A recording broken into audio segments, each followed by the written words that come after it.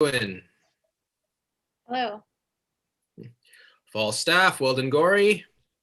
Hello. Rumor, Fang, Pistol, Warwick, Messenger, Harcourt, and First Beetle, Melissa Wright. Hello, everybody. Lord Bardolph and Bardolph, who are, yes, in fact, two different people, and Westmoreland, Mark Crater. Hello. Porter, Gower, First Drawer, Shallow, and First Groom, Fabiana Cabral. Belated happy birthday. Hello. Northumberland, Snare, Pito, Davy, and Second Groom, Shaylin Bass McFall. Hello. Travers, Mistress Quickly, Silence, and Lancaster, Nicole Falgu. Hello. Morton, Page, Second Drawer, Moldy, and Gloucester, Elizabeth Morris. Hello. Servant, Lady Northumberland, Doll Tearsheet, and Clarence, Hilary Wardinger. Howdy ho. Lord Chief Justice and Wart, Christopher Prentice. Hello. Archbishop of York and Feeble, yours truly. And if you get around to watching this, my love, hi. And Mowbray, Lady Percy, Bullcalf, Colville, and Princes. Lauren Horeda, I hope I pronounced your last name correctly. Yes, you did. Hi. Fabulous. And Hastings, Poins, and Epilogue, Laura Hubbard. Hello. Okay, thank you very much, Nicanor Campos, who did not read his own name. So that's who that is, and for anyone. Oh, yeah, I'm Nick Campos, for anyone who cares. Okay. Broadcasting degree. So for anybody who did not join us when we first did the histories as a full cycle back in May 2020, to help us along as we did that, because it was quite an endeavor and very difficult to keep track of everything that was going on. We had Gabby Grice and James King, who are two of our regular members, who became our troubadours for the season and did recaps after every episode to help us recap what happened last week. So to start our reading today, we are going to revisit that beautiful thing. Can everybody see my screen? Is my screen being shared correctly? Okay, cool. All right, so, and can you hear? Okay, I'm just gonna turn up my volume and hope this works for the best because I've never shared before. Okay, here we go.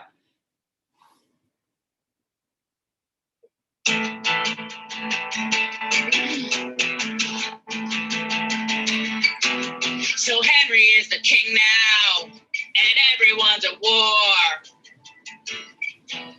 Young Hotspur is impressive, and Hal is drunk with whores. He spends his time with Falstaff, committing heinous pranks. Apparently, it's all an act. He's not a total wank. That's what my dates say. Now Hotspur's got an ego, he's pissing off the king. His family wants what's owed to them, respect and lands and things. Oh, and Hal and Falstaff are still messing around. The Percy and Welsh witches have landed on a plot. They're gonna stage a mutiny, get both Hotspur for his shot. And scared the king will find out, and sure their plan will rock. Lady Mortimer sings Rhiannon. Well, she is a Welsh witch. And Lady Percy's breaking cocks. Hal gets word of treason, goes to his dad at once. They both bury the hatchet, they'll eat Hotspur for lunch. Oh, and the Falstaff is still cheap and still full of shit. Right. Oh, Hotspur's friends are bailing, like an invite to his show. But he won't let that stop him.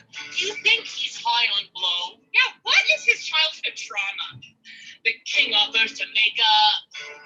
Douglas now appears. Hal kills Hotspur! And Falstaff was near. Classic Falstaff. So that's how we left it, but that was just part one. The battle might be over, but they'll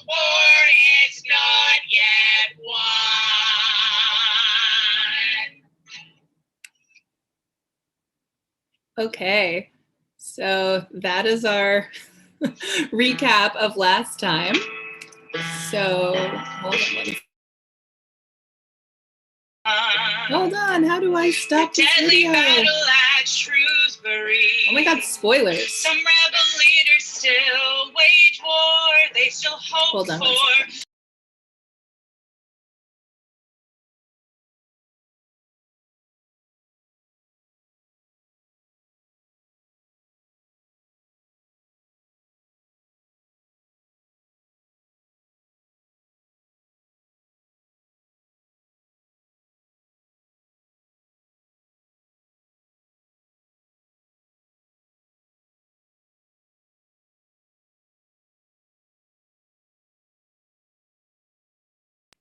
Hi everyone, sorry, I could not figure out how to turn off that video.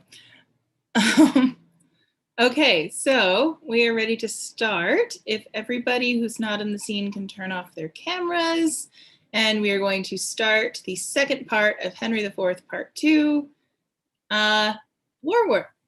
I don't know. It's already off to a good start. Before the castle, enter rumor painted full of tongues. Open your ears, for which of you will stop the vent of hearing when loud rumor speaks? I, from the Orient to the drooping West, making the wind my post horse, still unfold the axe, commence on this ball of earth. Upon my tongue's continual slanders ride, the which in every language I pronounce, stuffing the ears of men with false reports. I speak of peace, while covert enmity, enter under the smile of safety, wounds the world. And who but rumor, who but only I, make fearful musters and prepared defense, whiles the big year, swollen with some other grief, is thought with child by the stern tyrant war, and no such matter. Rumor is a pipe blown by surmises, jealousies, conjectures, and of so easy and so plain a stop that the blunt monster with uncounted heads, the still discordant wavering multitude can play upon it. And what need I thus my well-known body to anatomize among my household? Why is rumor here? I run before King Harry's victory, who in a bloody field by Shrewsbury hath beaten down young Hotspur and his troops, quenching the flame of bold rebellion, even with the rebels' blood. But what mean I to speak so true at first? My office is to noise abroad that Henry Monmouth fell under the wrath of noble Hotspur's sword, and that the king, before the Douglas' rage, stooped his anointed head as low as death. This have I rumored through the peasant towns, between that royal field of Shrewsbury and this worm-eaten hold of ragged stone, where Hotspur's father, old Northumberland, lies crafty sick. The posts come tiring on, and not a man of them brings other news than they have learned of me. From rumor's tongues they bring smooth comforts false, worse than true wrongs. Exit. Act 1, Scene 1, the same. Enter Lord Bardolph. Who keeps the gate here, oh? The porter opens the gate. Where is the Earl? What shall I say you are? Tell thou the Earl that the Lord Bardolph doth attend him here. His lordship is walked forth into the orchard. Please it, your honor, knock but at the gate, and he himself will answer. Enter Northumberland. Here comes the Earl. Exit porter. What news, Lord Bardolph? Every minute now should be the father of some stratagem. The times are wild. Contention like a horse full of high feeding, madly hath broke loose and bears down all before him. Noble Earl, I bring you certain news from Shrewsbury. Good, and God will. As good as heart can wish. The king is almost wounded to death. And in the fortune of my lord your son, Prince Harry slain outright, and both the Blunts killed by the hand of Douglas. Young Prince John in Westmoreland and Stafford fled the field, and Harry Monmouth's brawn, the hulk Sir John, is prisoner to your son. Oh, such a day, so fought, so followed, and so fairly won, came not till now to dignify the time since Caesar's fortunes. How is this derived? Saw you the field? Came you from Shrewsbury? I spake with one, my lord, that came from thence, a gentleman well bred and of good name, that freely rendered me these news for true. Here comes my servant Travers, whom I sent on Tuesday last to listen after news. My lord, I overrode him on the way, and he is furnished with no certainties more than he happily may retail from me. Now, Travers, what good tidings come with you?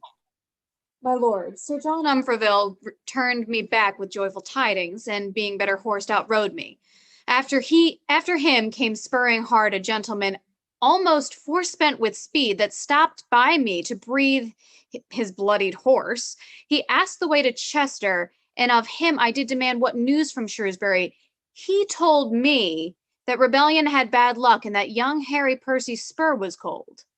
With that, he gave his able horse the head, and bending forward struck his armored heels against the panting sides of his poor jade upon the up to the rowel head, and starting so, he seemed in running to devour the way, staying no longer questioned. Again, said he young Harry Percy's spur was cold. Of hot spur, cold spur, that rebellion had meted luck. My lord, I'll tell you what. If my young lord, your son, have not the day, upon mine honor, for a silken point, I'll give my barony, never talk of it. Why should that gentleman that rode by Travers give then such instances of loss? Who? He was some hilding fellow that had stolen the horse he rode on, and upon my life spoke at a venture. Look, here comes more news. Enter Morton. Yea, this man's brow, like to a title leaf, foretells the nature of a tragic volume. So looks the strand whereon the imperious flood hath left a witnessed usurpation. Say, Morton, didst thou come from Shrewsbury? I ran from Shrewsbury, my noble lord, where hateful death put on his ugliest mask to fright our party. How doth my son and brother? Thou tremblest, and the whiteness in thy cheek is apter than thy tongue to tell thy errand. Even such a man, so faint, so spiritless, so dull, so dead in look, so woebegone, drew Priam's curtain in the dead of night, and would have told him half his Troy was burnt. But Priam found the fire ere he his tongue. And I my Percy's death ere thou reports it?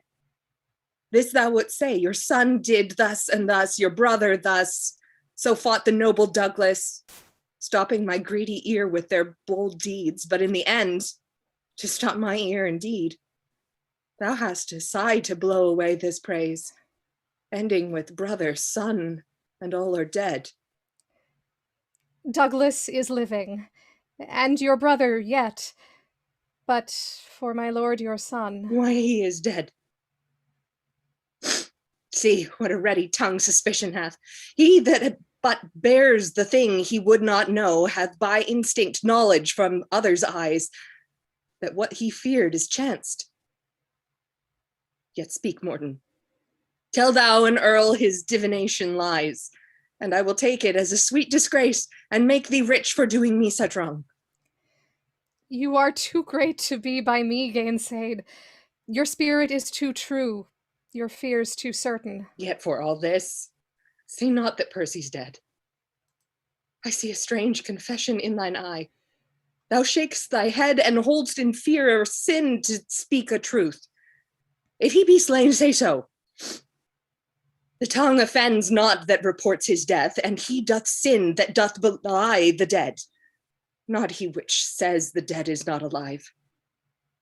Yet the first bringer of unwelcome news hath but a losing office, and his tongue sounds ever after a sullen bell, remembered tolling a departing friend. I cannot think, my lord, your son is dead. I am sorry I should force you to believe that which I would to God I had not seen. But these mine eyes saw him in bloody state, rendering faint quittance, wearied and outbreathed, to Harry Monmouth, whose swift wrath beat down the never-daunted Percy to the earth, from whence with life he never more sprung up. In few, His death, whose spirit lent a fire even to the dullest peasant in his camp, being bruited once, took fire and heat away from the best-tempered courage in his troops.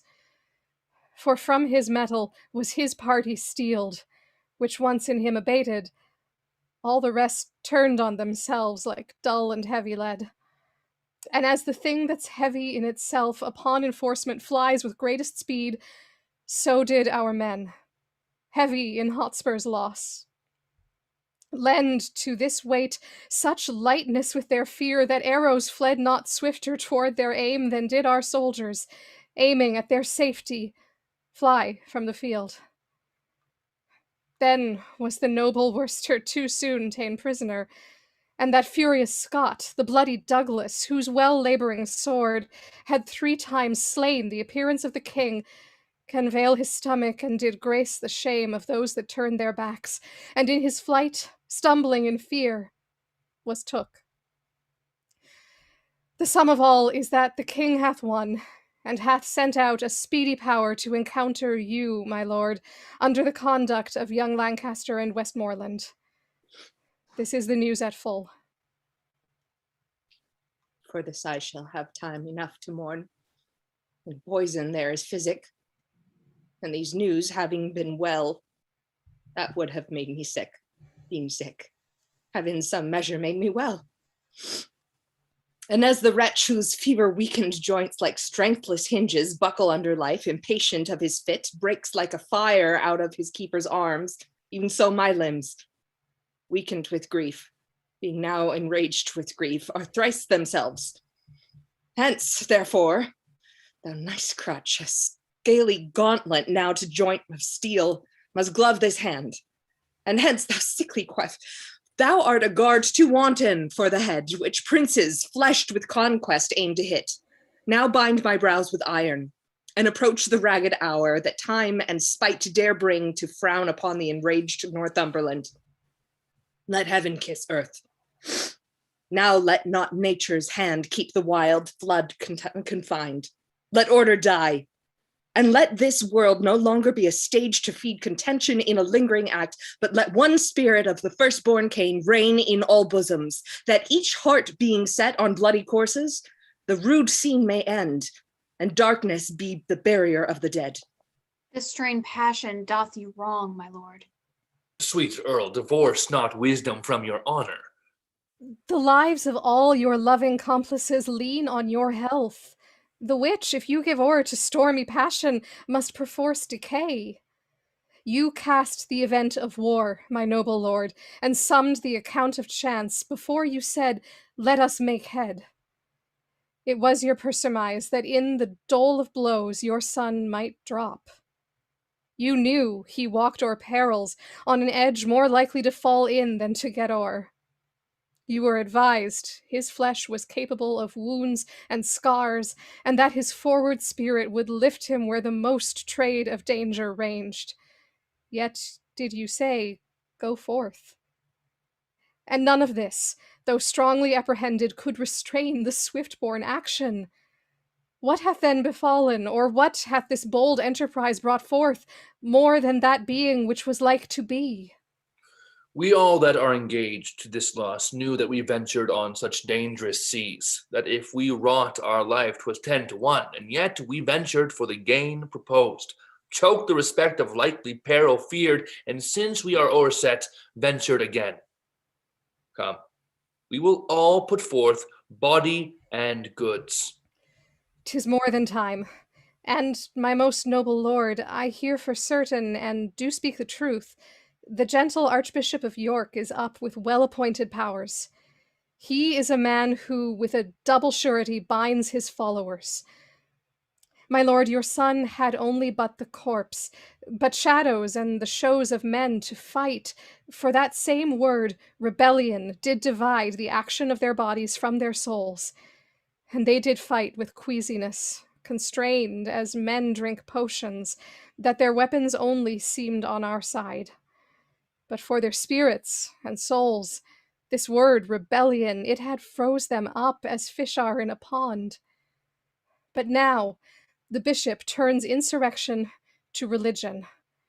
Supposed sincere and holy in his thoughts, he's followed both with body and with mind, and doth enlarge his rising with the blood of fair King Richard, scraped from Pomfret stones, derives from heaven his quarrel and his cause, tells them he doth bestride a bleeding land, gasping for life under great Bolingbroke, and more and less do flock to follow him.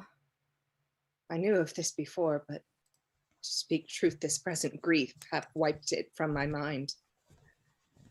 Go in with me, and counsel every man the aptest way for safety and revenge.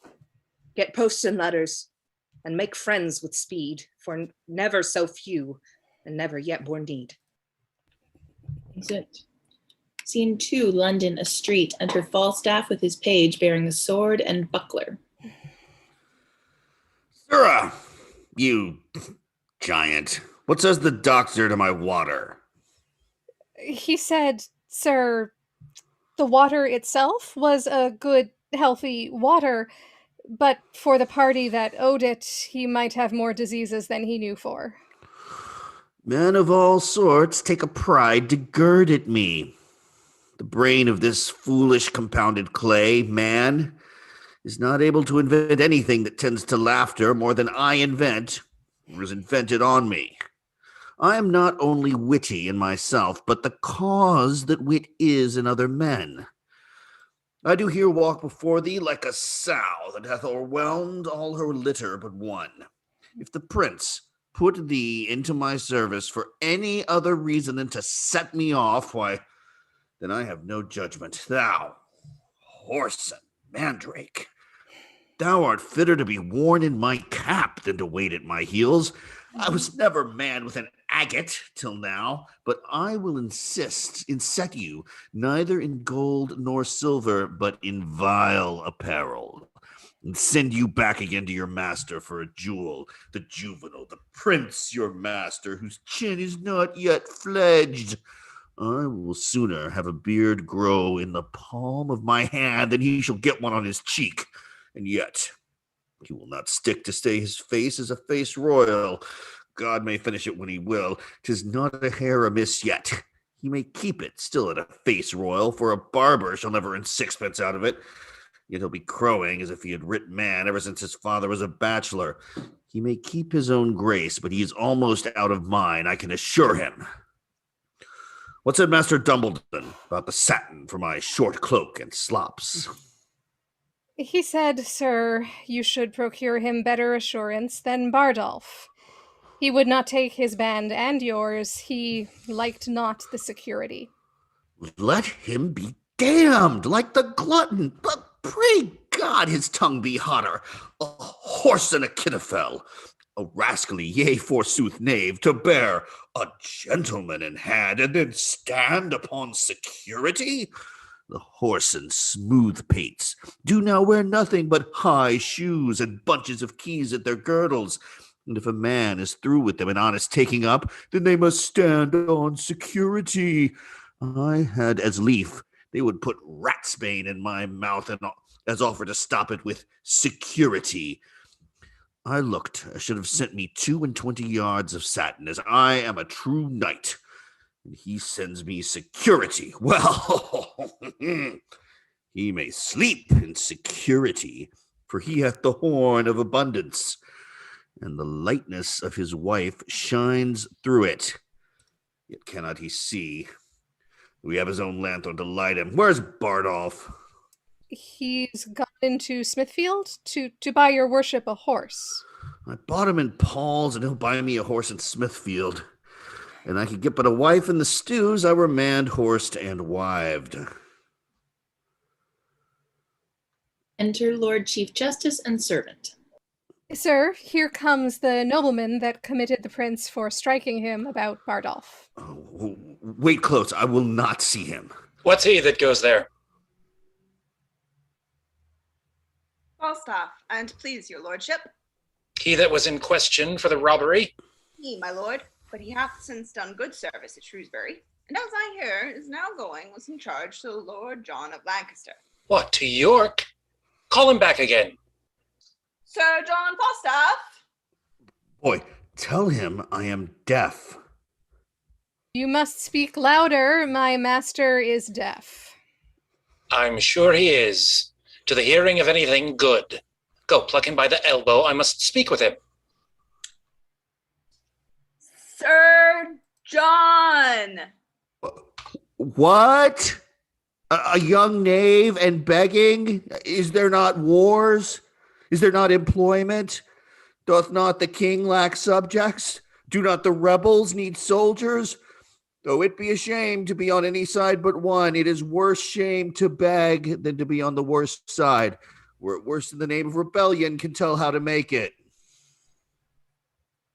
You mistake me, sir. Why, sir, did I say you were an honest man?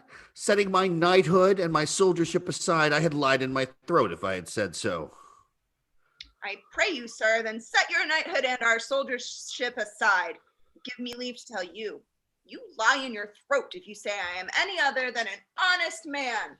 I give thee leave to tell me so. I lay aside that which grows to me. If thou gettest any leave of me, hang me. If thou takest leave, thou wert better be hanged. You hunt counter. Hence! Avaunt! Sir, my word would speak with you. Sir John Falstaff, a word with you. My good lord. God give your lordship good time of day. I am glad to see your lordship abroad. I heard say your lordship was sick. Oh, I hope your lordship goes abroad by advice. Your lordship, though not clean past your youth, hath yet some smack of age in you, some relish of the saltness of time, and I must humbly beseech your lordship to have a reverent care for your health. Sir John, I sent for you before your expedition to Shrewsbury. And please your lordship, I hear his majesty is returned with some discomfort from Wales. I talk not of his majesty. You would not come when I sent for you. And I hear, moreover, his highness has fallen into some whoreson apoplexy. Well, God mend him. I pray you, let me speak with you. This apoplexy is, as I take it, a kind of lethargy, and please your lordship, a kind of sleeping in the blood. Oh, a whoreson tingling. What tell you me of it? Be it as it is. It hath its original from much grief, from study and perturbation of the brain. I have read the cause of his effects in Galen. It is a kind of deafness. I think you are fallen into the disease, for you hear not what I say to you. Very well, my lord, very well. Rather, and please you, it is the disease of not listening, the malady of not marking that I am troubled withal. To punish you by the heels, I would amend the attention of your ears, and I care not if I do become your physician. I am as poor as Job, my lord, but not so patient. Your lordship may minister the potion of imprisonment to me in respect of poverty. But how should I be your patient? To follow your prescriptions, the wise may make some dram of a scruple, or indeed a scruple itself. I sent for you, when there were matters against you for your life to come speak with me. As I was then advised by my learned counsel in the laws of this land service, I did not come. Well, the truth is, Sir John, you live in great infamy. He that buckles him in my belt cannot live in less. Your means are very slender, and your waist is great. Would it were otherwise. I would my means were greater and my waist slenderer. You have misled the youthful prince. The young prince hath misled me. I am the fellow with the great belly, and he my dog. Well, I am loath to gall a new-healed wound. Your day's service at Shrewsbury hath a little gilded over your night's exploit on Gad's Hill. You may thank the unquiet time for your quiet or posting that action. My lord? But since all is well, keep it so.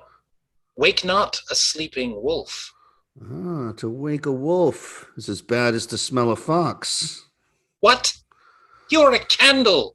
The better part burnt out. A wassail candle, my lord, all tallow. If I did say of wax, my growth would approve the truth. There is not a white hair on your face but should have his effect of gravity. His effect of gravy. Gravy. You follow the young prince up and down like his ill angel. Not so, my lord. Your ill angel is light, but I hope that he looks upon me will take me without weighing. And yet, In some respects, I grant I cannot go. I cannot tell. Virtue is of so little regard in these costermonger times that true valor is turned bear-herd. Pregnancy is made a tapster, and hath his quick wit wasted in giving reckonings.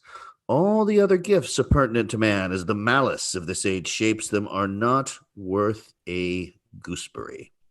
You that are old, consider not the capacities of us that are young.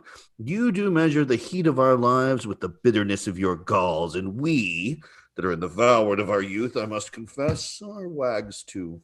Do you set down your name in the scroll of youth that are written down old with all the characters of age? Have you not a moist eye, a dry hand, a yellow cheek, a white beard, a decreasing leg, an increasing belly? Is not your voice broke, your wind short, your chin double, your wit single, and every part about you blasted with ambiguity? And will you yet call yourself young? Fie! Fie! Fie, Sir John! My lord, I was born about 3 o'clock in the afternoon, with a white head and something of a round belly. For my voice, I have lost it with hallowing and singing of anthems. To approve my youth further, I will not. The truth is, I am only old in judgment and understanding. And he that will caper with me for 1,000 marks, let him lend me the money and have at him. For the box of the ear that the prince gave you, he gave it like a rude prince, and you took it like a sensible lord. I have checked him, and the young lion repents. Marry, not in ashes and sackcloth, but in new silk and old sack. Well, God send the prince a better companion. God send the companion a better prince. I cannot rid my hands of him. Well, the king hath severed you and Prince Henry. I hear you're going with Lord John of Lancaster against the Archbishop and the Earl of Northumberland. Yea, I thank your pretty sweet wit for it. But look you, pray, all you that kiss my lady peace at home, that our armies join not in a hot day, for by the Lord I take but 2 shirts out with me, and I mean not to sweat extraordinarily. If it be a hot day, and I brandish anything but a bottle, I would I might never spit white again. There is not a dangerous action can peep out his head, but I am thrust upon it. Well, I cannot last ever. But it was always yet the trick of our English nation, if they have a good thing, to make it too common. If ye will needs say that I am an old man, you should give me rest. I would to God my name were not so terrible to the enemy as it is. It were better to be eaten to death with a rust than to be scoured to nothing with perpetual motion. Well, be honest. Be honest. And God bless your expedition. Will, your lordship lend me £1,000 to furnish me forth? Not a penny. Not a penny! You are too impatient to bear crosses. Fare you well. Commend me to my cousin Westmoreland. Exeunt Chief Justice and Servant. If I do, fillet me with a 3-man beetle. A man can no more separate age and covetousness than it can part with young limbs and lechery. But the gout galls the one, and the pox pinches the other. And so both the degrees prevent my curses. Boy! Sir? What money is in my purse? 7 groats and 2 pence. You get no remedy against this consumption of the purse. Borrowing only lingers and lingers it out, but the disease is incurable. Go. Bear this letter to my Lord of Lancaster, and this to the Prince, this the Earl of Westmoreland, and this to old Mistress Ursula, whom I have weakly sworn to marry since I perceived the first white hair on my chin. About it, you know where to find me. Exit page. Pox of this gout, or the gout of this pox. The one or the other plays the rogue with my great toe. It does no matter if I do halt. I have the wars for my color. My pension shall seem the more reasonable. A good wit will make use of anything. I will turn diseases to commodity. Exit. Scene 3, York, the Archbishop's palace. Enter Archbishop of York, the Lords Hastings, Mowbray, and Bardolph. Thus have you heard our cause, and known our means. And, my most noble friends, I pray you all, speak plainly your opinions of our hopes. And first, Lord Marshal, what say you to it? I well allow the occasion of our arms, but gladly would be better satisfied how in our means we should advance ourselves, to look with forehead bold and big enough upon the power and puissance of the king. Our present musters grow upon the file to 25,000 men of choice, and our supplies live largely in the hope of great Northumberland, whose bosom burns with an incensed fire of injuries. The question then, Lord Hastings, standeth thus, whether our present 25,000 may hold up head without Northumberland. With him we may. Yes, Mary, there's the point. But if without him we be thought too feeble, my judgment is we should not step too far till we had his assistance by the hand. For in a theme so bloody-faced as this, conjecture, expectation, and surmise of aids and certain should not be admitted. It is very true, Lord Bardolph, for indeed, it was young Hotspur's case at Shrewsbury. It was, my lord, who lined himself with hope, eating the air on promise of supply, flattering himself in a project of a power much smaller than the smallest of his thoughts. And so, with great imagination proper to madmen, led his powers to death, and winking leapt into destruction. But by your leave, it never did hurt to lay down likelihoods and forms of hope. Yes, if this present quality of war, indeed the instant action, a cause on foot lives so in hope, as in an early spring we see the appearing buds, which to prove fruit hope gives not so much warrant as despair that frosts will bite them. When we mean to build, we first survey the plots, then draw the model. And when we see the figure of the house, then we must rate the cost of the erection, which, if we find outweighs ability, what do we then but draw anew the model in fewer offices, or at least last desist to build at all?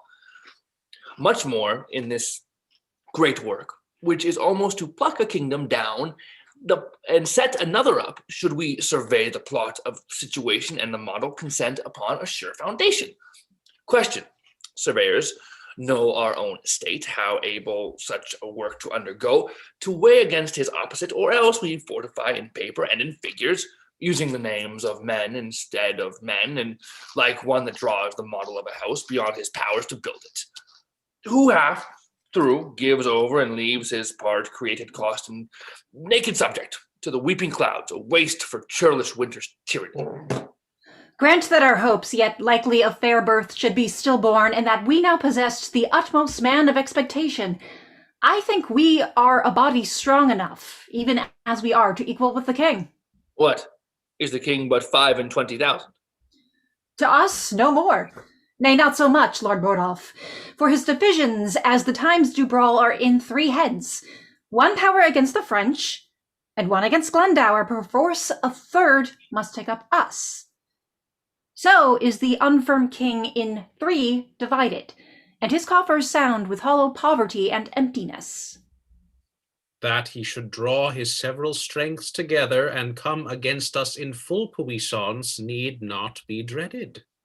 If he should do so, he leaves his back unarmed. The French and Welsh, baying him at the heels, never fear that. Who is it like should lead his forces hither?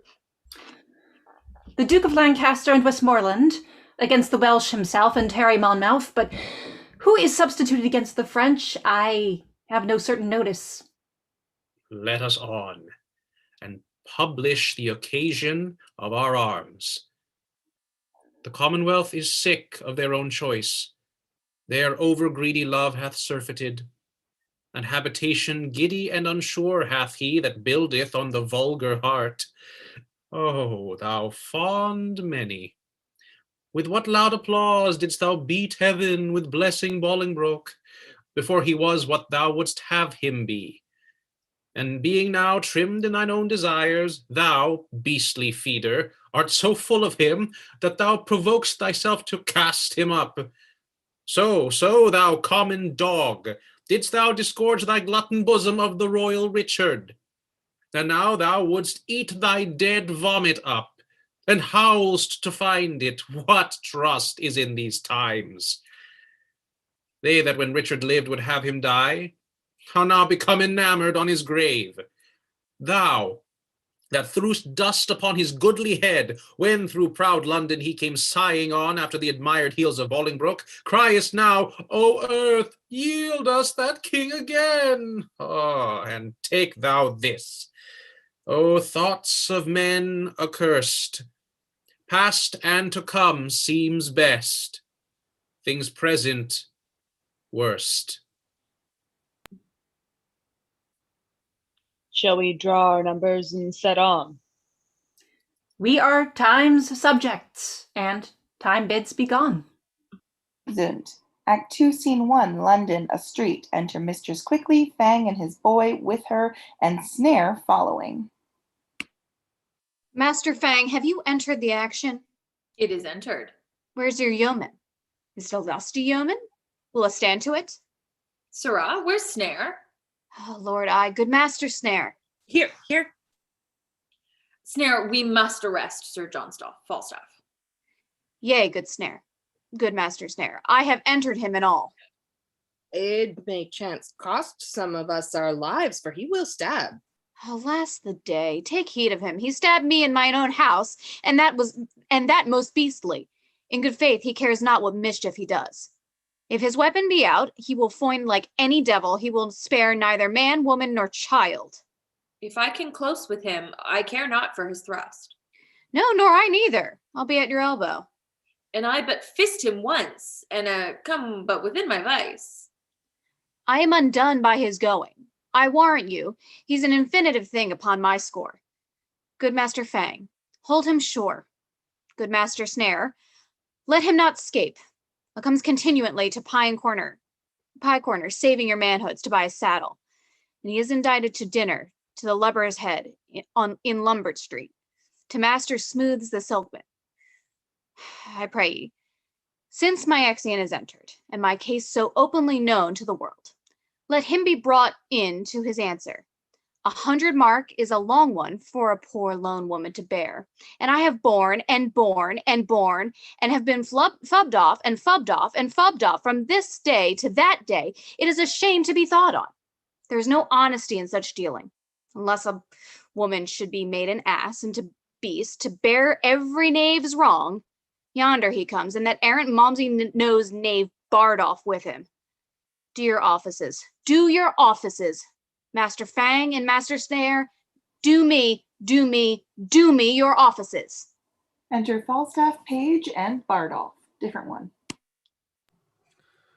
How now? Whose mare's dead? What's the matter?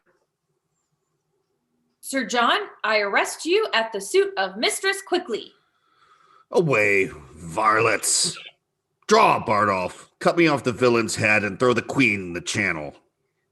Throw me in the channel? I'll throw thee in the channel, wilt thou, the bastardly rogue? Murder of the honeysuckle villain. Wilt thou kill God's officers and the kings? The honeyseed rogue. Thou art a honeyseed, a man queller, and a woman queller. Keep them off, Bardolph. A rescue! Good people, bring a rescuer too. Thou what? What thou? Thou what, ta?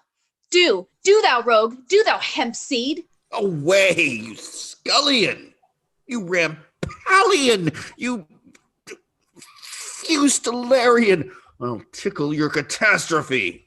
Entered the Lord Chief Justice and his men. What is the matter? Keep the peace here, ho! Good my lord, be good to me. I beseech you, stand to me. How now, Sir John? What are you brawling here? Doth this become your place, your time and business? You should have been well on your way to York. Stand from him, fellow. Wherefore hangst upon him? O most worshipful lord, and it please your grace, I am a poor widow of Eastcheap, and he is arrested at my suit. For what sum? It is more than for some, my lord. It is for all I have. He hath eaten me out of house and home. He hath put all my substance into that fat belly of his, but I will have some of it out again. or I will ride the knights like the mare. I think I'm as like to ride the mare if I have any vantage of ground to get up. How comes this, Sir John? Fie! What man of good temper would endure this tempest of exclamation? Are you not ashamed to enforce a poor widow to do so rough a course to come by her own? What is the gross sum that I owe thee? Marry, if thou wert an honest man, thyself in the money too. Thou didst swear to me upon a parcel gilt goblet, sitting in my dolphin chamber at the round table by a sea-coal fire upon Wednesday in Weeson week, when the prince broke thy head for liking his father to a singing man of Windsor, thou didst swear to me then, as I was washing thy wound, to marry me, and make me my lady thy wife. Canst thou deny it? Did not Goodwife Keech, the butcher's wife, come in and then call me gossip quickly? Coming in to borrow a mess of vinegar, telling us she had a good dish of prawns, whereby thou didst desire to eat some, whereby I told thee they were ill for a green wound.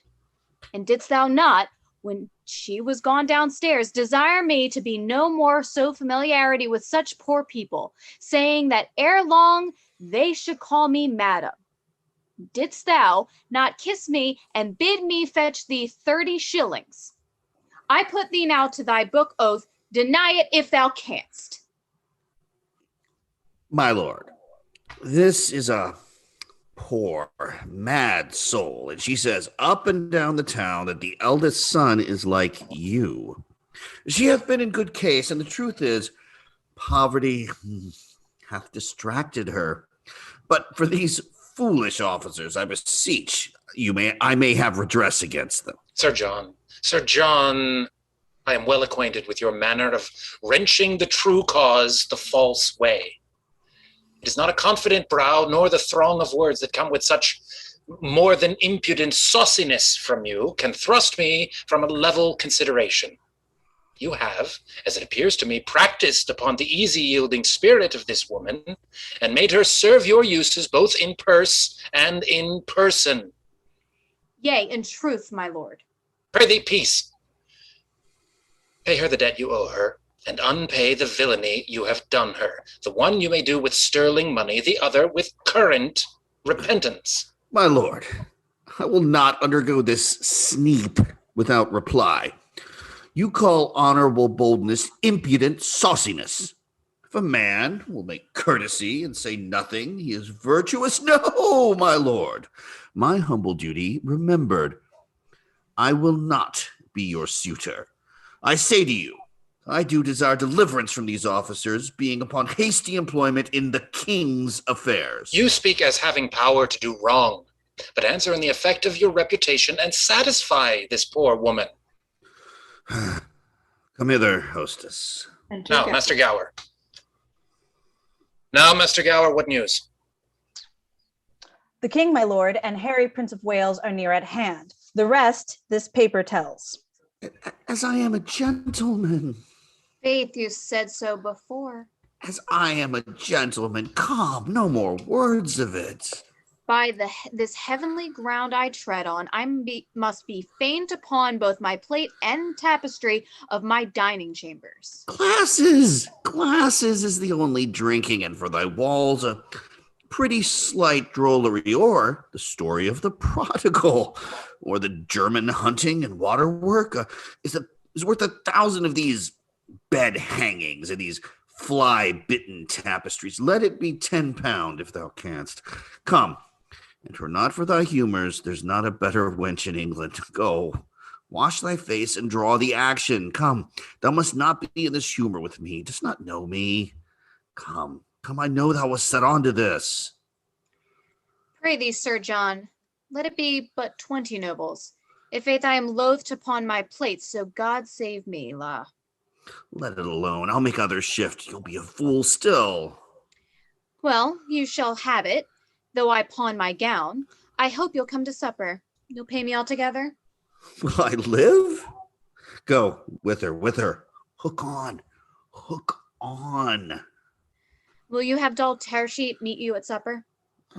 No more words, let's have her. Exeunt Mistress Quickly, Bardolph, officers, and boy. I've heard better news. Well, what's the news, my lord? Where lay the king last night? At Basingstoke, my lord. Oh. Quiet, I you. hope, my lord, all's well. What's the news, my lord? Come all his forces back. No, 1,500 foot, 500 horse are marched up to my lord of Lancaster against Northumberland and the Archbishop. Comes the king back from Wales, my noble lord? You shall have letters from me presently. Come, go along with me, good Master Gower. My lord. What's the matter? Master Gower, shall I entreat you with me to dinner? I must wait upon my good lord here. I thank you, good Sir John. Sir John, you loiter here too long, being you are to take soldiers up to counties as you go. Will you sup with me, Master Gower? What foolish master taught you these manners, Sir John? Master Gower, if they become me not, he was a fool that taught them me.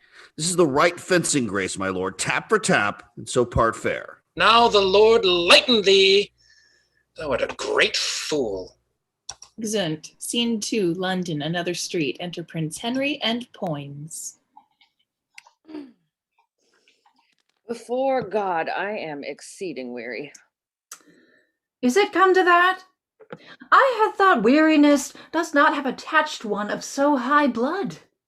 Faith, it does me, though it discolors the complexion of my greatness to acknowledge it. Doth it not show vilely in me to desire small beer? Why, a prince should not be so loosely studied as to remember so weak a composition. Belike, then my appetite was not princely got, for by my troth, I do now remember the poor creature's small beer. But indeed, these humble considerations make me out of love with my greatness. What a disgrace it is to me to remember thy name, or to know thy face tomorrow, or to take note how many pair of silk stockings thou hast, viz. These, and those that were thy peach-colored ones, or to bear the inventory of thy shirts, as one for superfluity and another for use. But that the tennis court keeper knows better than I. For it is a low ebb of linen with thee when thou keepest not racket there. And thou hast not done a great while, because the rest of thy low countries have made a shift to eat up thy Holland. And God knows whether those that bawl out the ruins of thy linen shall inherit his kingdom. But the midwives say the children are not in the fault, whereupon the world increases and the kindreds are mightily strengthened. How ill it follows after you have labored so hard and should talk so idly. Tell me, how many good young princes would do so, their fathers being so sick as yours is at the time? Shall I tell thee one thing, Poins? Yes, faith, and let it be an excellent good thing. It shall serve among wits of no higher breeding than thine. Go to. I stand the push of your one thing that you will tell. Mary, I tell thee, it is not meet that I should be sad now my father is sick. Albeit I could tell thee, as to one it pleases me for fault of a better to call my friend, I could be sad, and sad indeed too. Very hardly upon a subject. By this hand, thou thinkest me as far in the devil's book as thou and Falstaff for obduracy and persistency. Let the end try the man, but I tell thee, my heart bleeds inwardly that my father is so sick. And keeping such vile company as thou art hath in reason taken from me all ostentation of sorrow. The reason? What wouldst thou think of me if I should weep? I would think thee a most princely hypocrite. It would be every man's thought. And thou art a blessed fellow to think as every man thinks. Never a man's thought in the world keeps the roadway better than thine. Every man would think me a hypocrite indeed. And what excites your most worshipful thought to think so? Why, because you have been so lewd and so much engraft to Falstaff. And to thee? By this light, I am well spoke on. I can hear it with mine own ears. The worst that they can say of me is that I am a second brother, and that I am a proper fellow of my hands in these two things I confess I cannot help. By the mass, here comes Bartle. Enter Bardolph and Paige. And the boy that I gave Falstaff, I had him from me a Christian. And look, if the fat villain have not transformed him ape. God save your grace. And yours, most noble Bardolph. Come, you virtuous ass. You bashful fool, must you be blushing? Wherefore blush you now? What a maidenly man-at-arms are you become. Is such a matter to get Pottle Pot's maidenhead?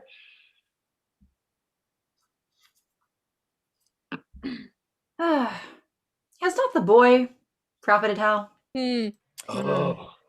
Calls me e'en now, my lord, through a red lattice, and I could discern no part of his face from the window. At last I spied his eyes, and methought he had made 2 holes in the alewife's new petticoat, and so peeped through. Has not the boy profited? Away, you whoreson, upright rabbit, away! Away, you rascally Althea's dream, away. Instruct us, boy. What dream, boy? Marry, my lord, Althea dreamed she was delivered of a firebrand, and therefore I call him her dream. A crown's worth of good interpretation. There 'tis, boy.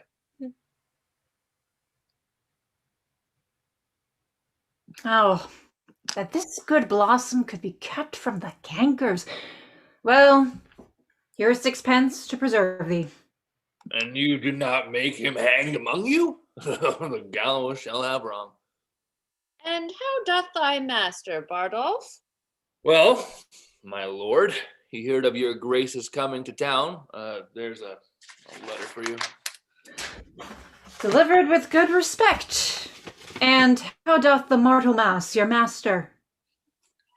In bodily health, sir.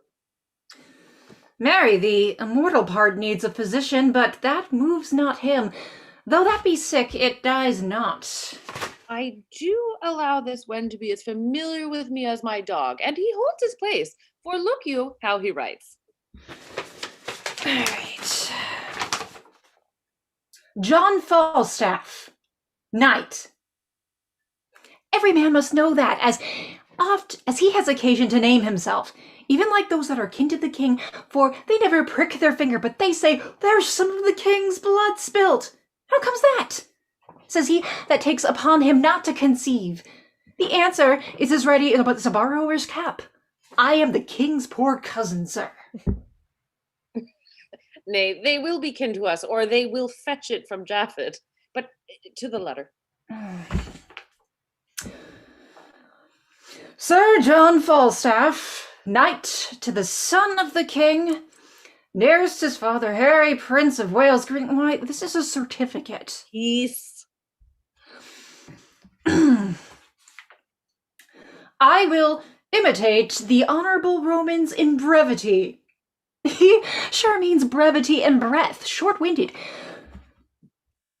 I commend me to thee, and I leave thee. Be not too familiar with poins, for he misuses thy favor so much that he swears thou art to marry his sister Nell. Repent at idle times as thou mayest, and so farewell. Thine by yea and no, which is as much as to say as thou usest him, Jack Falstaff, with my familiars, John, with my brothers and sisters, and Sir John, with all of Europe. My lord, I'll steep this letter in sack and make him eat it. That's to make him eat 20 of his words. But do you use me thus, Ned? Must I marry your sister? God send the wench no worse fortune, but I never said so. Well, thus we play the fools with time, and the spirits of the wise sit in the clouds and mock us. Is your master here in London? Yea, my lord. Where sups he? Got the old boar feed and the old frank? At the old place, my lord, in Eastcheap. What company? Ephesians, my lord of the old church. Sup any women with him? None, my lord, but old Mistress Quickly and Mistress Dull Tearsheet. What pagan may that be? A proper gentlewoman, sir, and a kinsman of my master's. Every such kin as the parish heifers are to the town bull. Shall we steal upon them then, Ned, at supper? I am your shadow, my lord. I'll follow you. Sirrah, you boy, and Bardolph, no word to your master that I am yet come to town. There's for your silence. I have no tongue, sir. And for mine, sir, I will govern it. Fare you well. Go. Exeunt Bardolph and Page. This dull tear sheet should be some road. I warrant you, as common as the way between St. Albans and London. How might we see Falstaff bestow himself tonight in his true colors and not ourselves be seen? Put on 2 leather jerkins and aprons, and wait upon him at his table as drawers. From a god to a bull, a heavy dissension. It was Jove's case. From a prince to apprentice, a low transformation. That shall be mine, for in everything the purpose must weigh with the folly. Follow me, Ned. Excellent. Scene 3, Warkworth, before the castle. Enter Northumberland, Lady Northumberland, and Lady Percy. I pray thee, loving wife and gentle daughter, give e'en unto that way unto my rough affairs. Put not you on this visage of the times, and be like them to Percy, troublesome. I have given over. I will speak no more. Do what you will. Your wisdom be your guide. Alas, sweet wife, my honor is at pawn, and but my going, nothing can redeem it. For God's sake, go not to these wars. The time was, Father, that you broke your word when you were more endeared to it than now. When your own Percy, when my heart's dear Harry, through many a northward look to see his father bring his powers, but he did long in vain. Who then persuaded you to stay at home? There were 2 honors lost, yours and your son's. For yours, the God of heaven brightened it. For his, it struck upon him as the sun in the gray vault of heaven, and by his light did all the chivalry of England move to do brave acts. He was indeed the glass wherein the noble youth did dress themselves. He had no legs that practiced not his gait, and speaking thick, which nature made his blemish, became the accents of the valiant. For those that could speak low and tardily would turn their own perfection to abuse, to seem like him. So that in speech, in gait, in diet, in affections of delight, in military rules, humors of blood, he was the mark and glass and copy and book that fashioned others, and him, wondrous, him, the miracle of men, him did you leave, seconded to none, unseconded by you, to look upon the hideous God of war in disadvantage, to abide a field where nothing but the sound of Hotspur's name did seem defensible, so you left him. Never, oh never, do his ghost the wrong to hold your honor more precise and nice with others than with him. Let them alone. The marshal and the Archbishop are strong. Had my sweet Harry had but half their numbers, today might I, hanging upon Hotspur's neck, have talked of Monmouth's grave. True your heart, fair daughter, you do draw my spirit from me with new lamenting ancient oversights. But I must go and meet with danger there, or it will seek me in another place and find me worse provided. Oh, fly to Scotland! Till that the nobles and the armed commons have their puissance made a little taste. If they get ground and vantage of the king, then I'll join you with them like rig of steel to make strength stronger. But for all your loves, first let them try themselves. So did your son. He was so suffered, so came I a widow. And never shall have length of life enough to reign upon remembrance with mine eyes, that it may grow, sprout as high as heaven, for record a nation to my noble husband. Come, go in with me. 'Tis with my mind, as with the tide swelled up unto his heights, that makes us still stand, running neither way. Fain would I go to meet the Archbishop, but many thousand reasons hold me back. I will resolve for Scotland. There I am, till time and vantage crave my company. Exit. Scene 4, London, the Boar's Head Tavern in Eastcheap. Enter 2 drawers. What the devil hast thou brought there? Apple Johns? Thou knowest Sir John cannot endure an apple John. Oh, mass, thou sayest true. The prince once set a dish of apple Johns before him and told him there were 5 more Sir Johns, and putting off his hat, said, I will now take my leave of these 6 dry, round, old, withered knights. It angered him to the heart, but he hath forgot that. Why then cover and set them down, and see if thou canst find out Sneak's noise. Mistress Tearsheet would fain hear some music. Dispatch. The room where they supped is too hot, they'll come in straight. Oh, sirrah, here will be the prince and Master Poins anon, and they will put on 2 of our jerkins and aprons, and Sir John must not know of it. Sir Bardolph hath brought word. Oh, by the mass, here will be old Eudes. It will be an excellent stratagem. I'll see if I can find out Sneak. Exit. Enter Mistress Quickly and dull Tearsheet. I'faith, sweetheart, methinks now you are in an excellent good temporality. Your pulsage beats as extraordinarily as heart would desire, and your color, I warrant you, is as red as any rose. In good truth, la. But, i'faith, you have drunk too much canaries, and that's some marvelous searching wine, and it perfumes the blood ere one can say, what's this? How do you now?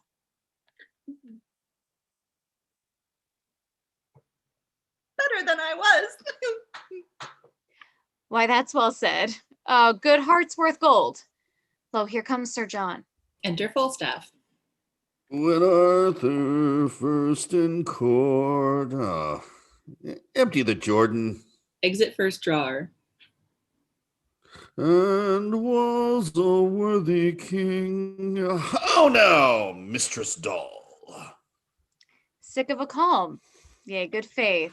So is all her sect, and they be once in a calm, they are sick. You muddy rascal. Is that all the comfort you give me? You make fat rascals, Mistress Doll. I make them. Gluttony and diseases make them. I make them not.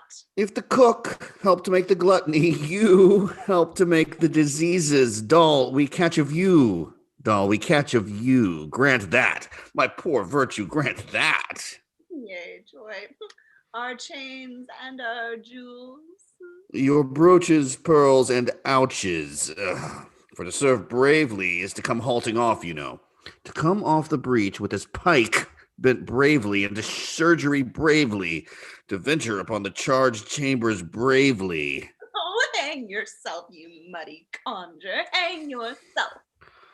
By my troth, this is the old fashion. You two never meet, but you fall into some discord. You are both, a good truth, as rheumatic as 2 dry toasts. You cannot bear with one another's conformities. What the good year. One must bear, and that must be you. You are the weaker vessel, as they say, the emptier vessel. Can a weak, empty vessel bear such a huge, full hogshead? There's a whole merchant's venture Bordeaux stuff in him. You have not seen a hulk better stuffed in the hold. Come, I'll be friends with thee, Jack. Thou art going to the wars. Whether I shall ever see thee again or no, there's nobody cares. Re-enter first drawer. Sir, ancient pistols below and would speak with you. Him, swaggering rascal. Let him not come hither. It is the foul-mouthed rogue in England. If he swagger, let him not come here. No, by my faith, I must live among my neighbors. I'll no swaggerers. I'm in good name and fame with the very best. Shut the door. There come no swaggerers here.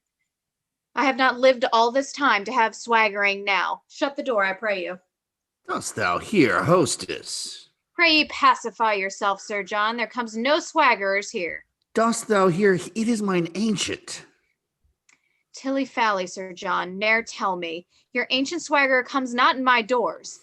I was before Master Tissick, the deputy, the other day, and he said to me, 'twas no longer than Wednesday last, if faith good neighbor quickly, says he. Master Dumb, our minister, was by then neighbor quickly, says he. Receive those that are civil, for, he said, you are in an ill name. Now, as said so, I can tell whereupon, for, he says, you are an honest woman and well thought on. Therefore, take heed what guests you receive. Receive, says he, no swaggering companions. There comes none here. You would bless you to hear what he said. No, I'll no swaggerers. He's no swaggerer, hostess, a tame cheater, i' faith. You may stroke him as gently as a puppy greyhound. He'll not swagger with the Barbary hen, if her feathers turn back in any show of resistance. Call him up, drawer. Exit first drawer. Cheater, call you him. I will bar no honest man my house, nor no cheater, but I do not love swaggering, by my troth. I am worse when one says swagger. Feel, masters, how I shake. Look you, I warrant you. So you do, hostess. Do I? Yea, in very truth do I. And for an aspen leaf, I cannot abide swaggerers. Enter Pistol, Bardolph, and Page. God save you, Sir John. Welcome, ancient Pistol. Here, Pistol, I charge you with a cup of sack. Do you discharge upon mine hostess? I will discharge upon her, Sir John, with 2 bullets. She is pistol-proof, sir. You shall hardly offend her. Come, I'll drink no proofs nor no bullets. I'll drink no more than will do me good for no man's pleasure, I. Then to you, Mistress Dorothy, I will charge you. Charge me? I scorn you, scurvy companion. What? You poor, base, rascally, cheating, lack-linen mate? Away, you moldy rogue, away. I am meat for your master. I know you, Mistress Dorothy. Away, you cut-purse rascal. You filthy bung, away. By this wine, I'll thrust my knife in your moldy chaps, and you play the saucy cuddle with me. Away, you bottle ale rascal. You basket-hilt stale juggler, you. Since when, I pray you, sir? God's light with 2 points on your shoulder? Much. God let me not live, but I will murder your ruff for this. No more, Pistol. I would not have you go off here. Discharge yourself of our company, Pistol. No, good Captain Pistol. Not here, sweet Captain. Captain? Thou abominable, damned cheater, art thou not ashamed to be called captain? And captains were of my mind, they would truncheon you out for taking their names upon you before you have earned them. You, a captain? You slave for what? For tearing a poor whore's ruff in a bawdy house? He, a captain? Hang him, rogue, he lives upon moldy stewed prunes and dried cakes. A captain! God's light! These villains will make the word as odious as the word occupy, which was an excellent good word before it was ill-sorted.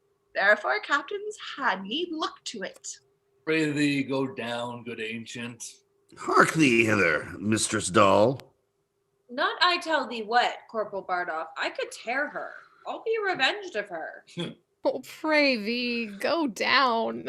I'll see her damned first, to Pluto's damned lake by this hand, to the infernal deep with Erebus and tortures vile also. Hold hook and line, say I. Down, down, dogs, down, faders. Have we not Hiron here? Good Captain Peaceful, be quiet. 'Tis very late, a faith. I beseech you now, aggravate your choler. These be good humors, indeed. Shall pack horses and hollow pampered jades of Asia, which cannot go but 30 mile a day, compare with Caesars, and with cannibals and Trojan Greeks? Nay, rather damn them with King Cerberus, and let the welkin roar. Shall we fall foul for toys? By my troth, Captain, these are very bitter words. Be gone, good ancient. This will grow to a brawling on. Die, men, like dogs. Give crowns like pins. Have we not Heron here? Oh, my word, Captain, there's none such here. What the good year, do you think I would deny her? For God's sake, be quiet. Then feed and be fat, my fair Calipulus. Come, give some sack. Sfortune me torments. Si fortune me tormente, sperato me contento? Fear we broadsides? No, let the fiend give fire. Give me some sack, and sweetheart, lie down there. Laying down his sword. Come, we to full points here, and our et ceteras nothing? Pistol, I would be quiet. Sweet knight, I kiss thy neath. What, we have seen the 7 stars. God's sakes! Thrust him downstairs! I cannot endure such a Faustian rascal. Thrust him down the stairs. Know we not Galloway nags? Oh, quoit him down, Bardoff, like a shove-groat shilling. Nay, and I do nothing but speak nothing. We shall be nothing here. Get you downstairs. What, shall we have incision? Shall we embrue? Snatching up his sword. Then death rock me asleep, abridge my doleful days. Why then let grievous, ghastly, gaping wounds untwine the sisters 3? Come, Atropo, I say. Here's goodly stuff toward. Give me my rapier, boy. Oh, I pray thee, Jack, I pray thee, do not draw. Get you downstairs. Drawing and driving pistol out. Here's a goodly tumult. I'll forswear keeping that house, afore I'll be in these terrors and frights. So murder I warrant now. Alas, alas, put up your naked weapons. Put up your naked weapons. Exeunt Pistol and Bardolph. I pray thee, Jack, be quiet. The rascal's gone. Ah, you whoreson little valiant villain, you. He you not hurt in the groin. Methought I made a shrewd thrust at your belly. Re-enter Bardolph. Have you turned him out of doors? Yea, sir. The rascal's drunk. You have hurt him, sir, in the shoulder. A rascal to brave me. Oh, you sweet little rogue, you. Oh, alas, poor ape. How thou sweatest. Oh, let me wipe thy face. Come on, you horse and chops. Oh, rogue. In faith, I love thee. Thou art as valorous as Hector of Troy, worth 5 of Agamemnon, and 10 times better than the 9 worthies. Ah, villain. A rascally slave. I will toss the rogue in a blanket. Do, and thou darest for thy heart, and thou dost, I'll canvas thee between a pair of sheets. Enter music. The music is come, sir. Let them play. Play, sirs. Sit on my knee, doll. Rascal. Begging slave. The rogue fled from me like quicksilver. In faith, and thou followedst him like a church. Thou whoreson, little tidy Bartholomew boar pig, when wilt thou leave fighting a days and appointing a nights and begin to patch up thine old body for heaven? Enter behind Prince Henry and Poins, disguised. Peace, good doll. Do not speak like a death's head. Do not bid me remember mine end. Sirrah, what humor is the prince of? Good, shallow young fellow. You would have made a good pantler. You would have chipped bread well. They say Poins has a good wit. A good wit? Hang him, baboon. His wit's as thick as Tewkesbury mustard. There's no more conceit in him than there is in a mallet. Why does the prince love him so then? Their legs are both of a bigness, and he plays it quite swell, and eats conger and fennel, and drinks off candles in for flapdragons, and rides the wild mare with the boys, and jumps upon joined stools, and swears with good grace, and wears his boots very smooth, like unto the sign of the leg, and breeds no bait with telling of discreet stories. Such other gamble faculties he has that show a weak mind and an able body, for the which the prince admits him. For the prince himself is such another. The weight of a hair will turn the scales between their avoirdupois.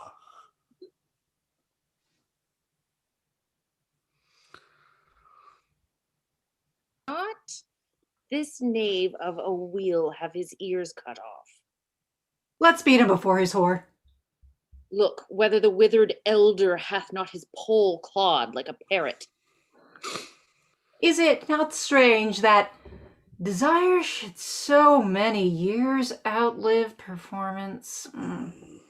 Kiss me, doll. Saturn and Venus this year in conjunction. What says the almanac to that? Oh, and look, whether the fiery Trigon, his man, be not lisping to his master's old tables, his notebook, his counsel keeper. Just give me flattering busses. By my troth, I kiss thee with a most constant heart. I'm old. I love thee better than I love e'er a scurvy young boy about them all. What stuff wilt have a curdle of? I shall receive money at Thursday. Shalt have a cap tomorrow. A merry song. Come, it grows late. We'll to bed. Don't forget me when I'm gone. By my troth, thou set me a weeping, and thou sayest so. Prove that ever I dressed myself handsome till thy return. Well, hearken at the end. Some sack, Francis. Anon, Sir. They come forward. Bastard son of the kings, and are there not Poins his brother? Why, thou globe of sinful continents, what a life thou dost lead! Better than thou. I am a gentleman. Thou art a drawer. Very true, sir, and I come to draw you out by the ears. Oh, the Lord preserve thy good grace. By my troth, welcome to London. Now, the Lord bless that sweet face of thine. Oh, Jesu, are you come from Wales? Horse and mad compound of majesty by this light flesh and corrupt blood. Thou art welcome. Oh, you fat fool. I scorn you. My lord, he will drive you out of your revenge and turn all to merriment if you take not the heat. Horse and candle, mind you, how vilely did you speak of me even now before this honest, virtuous, civil, gentlewoman? God's blessing of your good heart, and so she is, by my troth. Didst thou hear me? Yea, and you knew me, as you did when you ran away by Gad's Hill. You knew I was at your back and spoke it on purpose to try my patience. No, not so. I did not think thou wast within hearing. I shall drive you then to confess the willful abuse, and then I know how to handle you. No abuse, Hal, on mine honor, no abuse. Not to dispraise me and call me pantier and bread chipper and I know not what. No abuse, Hal. Oh, no abuse? No abuse, Ned, in the world, honest Ned, none. I dispraised him before the wicked, that the wicked might not fall in love with him, in which doing Oh. I have done the part of a careful friend and a true subject. Oh. Thy father is to give me thanks for it. No abuse, Hal, none. Ned, none. Faith, boys, none. See now, whether pure fear and entire cowardice doth not make thee wrong this virtuous gentlewoman to close with us. Is she of the wicked? Is thine hostess here of the wicked? Or is thy boy of the wicked? Or honest Bardolph, whose zeal burns in his nose, of the wicked? Answer, thou dead elm, answer. The fiend hath pricked down Bardolph irrecoverable, and his face is Lucifer's privy kitchen, where he doth nothing but roast mulled worms. For the boy, there is a good angel about him, but the devil outbids him too. For the women? For one of them, she is in hell already and burns poor souls. For the other, I owe her money, and whether she be damned for that, I know not. No, I warrant you. No, I think thou art not. I think thou art quit for that. Mary, there is another indictment upon thee for suffering flesh to be eaten in thy house contrary to the law, for the which I think thou wilt howl. All victuallers do so. What's a joint of mutton or two and a whole Lent? You, gentlewoman. Yes, you. Yeah. What says your grace? His grace says that which his flesh rebels against. Who knocks so loud at the door? Look to the door there, Francis. Enter Peto. Peto, now, what news? The king, your father, is at Westminster, and there are 20 weak and wearied posts come from the north. And as I came along, I met and overtook a dozen captains, bareheaded, sweating, knocking at the taverns, and asking everyone for Sir John Falstaff. By heaven, Poins, I feel me much to blame so idly to profane the precious time when tempest of commotion, like the south born with black vapor, doth begin to melt and drop upon our bare, unarmed heads. Give me my sword and cloak. Falstaff, good night. Exeunt Prince Henry, Poins, Peto, and Bardolph. Now comes in the sweetest morsel of the night, and we must hence and leave it unpicked. More knocking at the door. Re-enter Bardolph. How now? What's the matter? You must away to court, sir, presently. A dozen captains stay at door for you. Pay the musician, sir. Farewell, hostess. Farewell, doll. You see, my good wenches, how men of merit are sought after. The underserver may sleep when the man of action is called on. Farewell, good wenches. If I be not sent away post, I will see you again ere I go. I cannot speak. If my heart be not red to burst. Well, sweet Jack, have a care of thyself. Farewell. Farewell. Exeunt Falstaff and Bardolph. Well, fare thee well. I have known these 29 years compiscate time, but an honester and truer-hearted man. Well, fare thee well. Mistress Tearsheet!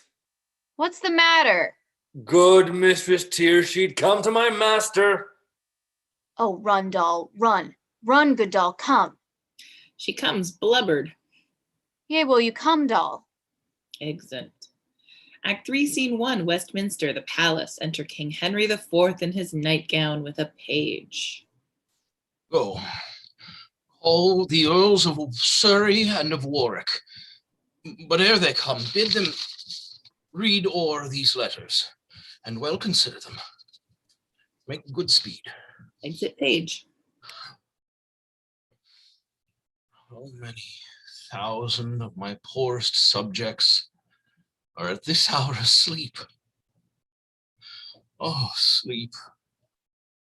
Oh, gentle sleep, nature's soft nurse. How have I frighted thee? But thou no more wilt weigh my eyelids down, and steep my senses in forgetfulness?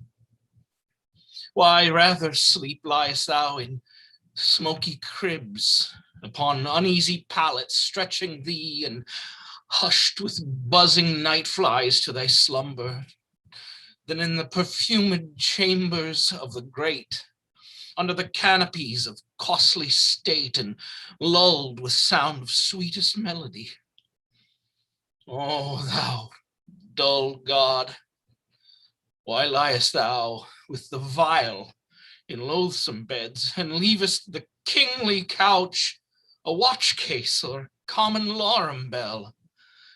Wilt thou upon the high and giddy mast seal up the ship boy's eyes, and rock his brains in cradle of the rude imperious surge, and in the visitation of the winds, who take the ruffian billows by the top, curling their monstrous heads and hanging them with deafening clamor in the slippery clouds, that with the hurly death itself awakes? Canst thou, O partial sleep, give thy repose to the wet sea boy in an hour so rude, and in the calmest and most stillest night, with all appliances and means to boot, deny it to a king? Then happy low, lie down. Uneasy lies the head that wears the crown. Enter Warwick and Surrey. Many good morrows to your majesty. Is it good morrow, lords? 'Tis 1 o'clock and past. Aye then.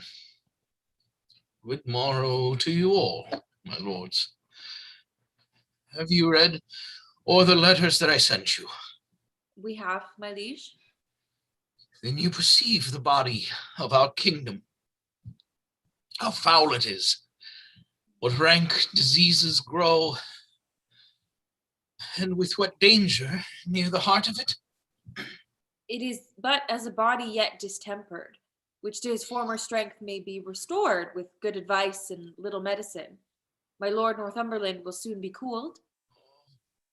God, that one might read the book of fate and see the revolution of the times, make mountains level and the continent weary of solid firmness melt itself into the sea, and other times to see the beachy girdle of the ocean too wide for Neptune's hips, how chances mock and changes fill the cup of alteration with divers liquors.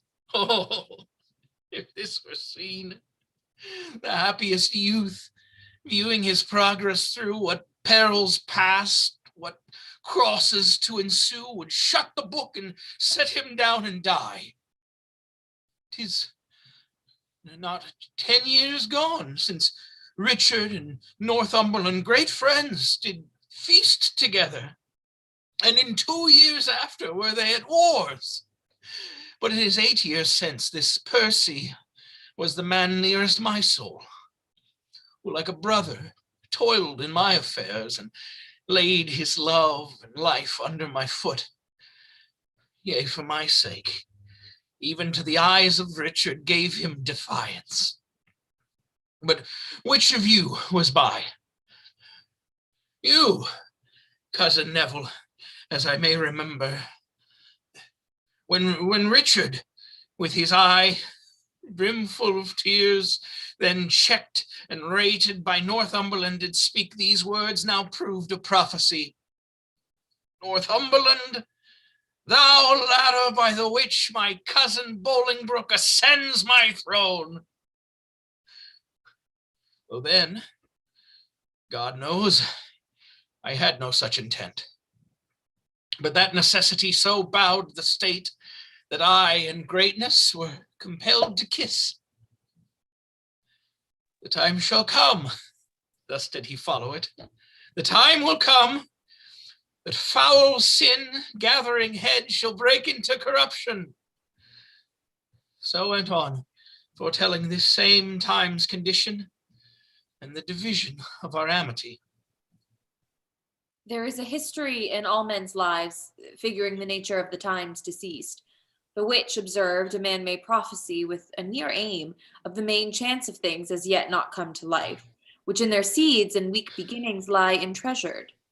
Such things become the hatch and brood of time, and by the necessary form of this King Richard might create a perfect guess that great Northumberland, then false to him, would of that seed grow to a greater falseness, which should not find a ground to root upon unless on you.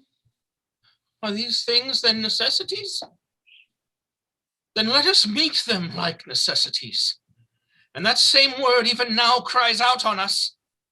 They say the bishop and Northumberland are 50,000 strong. It cannot be, my lord. Rumor doth double, like the voice and echo, the numbers of the feared. Please it your grace to go to bed. Upon my soul, my lord, the powers that you already have sent forth shall bring this prize in very easily. To comfort you, the more I have received a certain instance that Glendower is dead. Your majesty hath been this fortnight ill, and these unseasoned hours perforce must add unto your sickness. I will take your counsel. And were these inward wars once out of hand, we would, dear lords, unto the Holy Land. Exeunt. Scene 2, Gloucestershire, before Shallow's house. Enter Shallow and Silence meeting. Moldy, Shadow, Wart, Feeble, Bullcalf, a servant, and 2 with them. Oh, come on, sir. Give me your hand, sir. Oh, give me your hand, sir. An early stir by the rude. And how doth my good cousin Silence? Good morrow, good cousin Shallow. By yea and nay, sir, I dare say my cousin William is become a good scholar. He is at Oxford still, is he not? Indeed, sir, to my cost. I must then to the Inns of Court shortly. I was once of Clement's Inn, where I think they will talk of mad Shallow yet. And you were called lusty Shallow then, cousin. By the mass, I was called anything, and I would have done anything indeed too, and roundly too. There was I, and little John Doyd of Staffordshire, and Black George Barnes, and Francis Pickbone, and Will Squeal, a Cotswold man. You had not 4 such swingebucklers in all the Inns of Court again. And I must say to you, we knew where the Bonarobas were, and had the best of them at all commandments. Then was Jack Falstaff, now Sir John, a boy, and page to Thomas Mowbray, Duke of Norfolk. This Sir John, cousin, that comes hither and on about soldiers? The same, Sir John, the very same. I see him break Scogan's head at the court gate when I was a crack not thus high, and the very same day did I fight with one Samson Stockfish, a fruiterer behind Gray's Inn. Jesu, the mad days that I have spent. And to see how many of my old acquaintance are dead. We shall all follow, cousin. Certain, 'tis certain.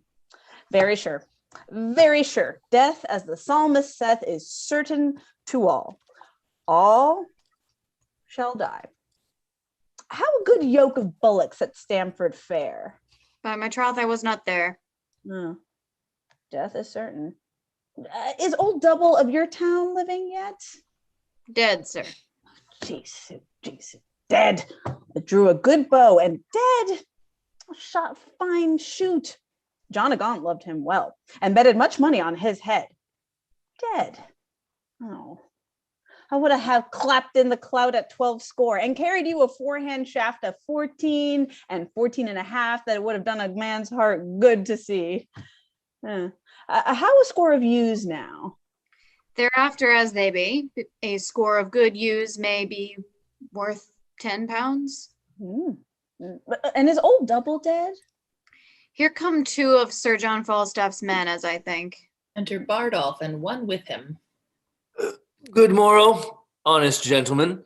I beseech you, which is Justice Shallow? I am Robert Shallow, sir, a poor esquire of this county, and one of the king's justices of the peace. What is your good pleasure with me? My captain, sir, commends him to you. My captain, Sir John Falstaff, a tall gentleman, by heaven, and a most gallant leader.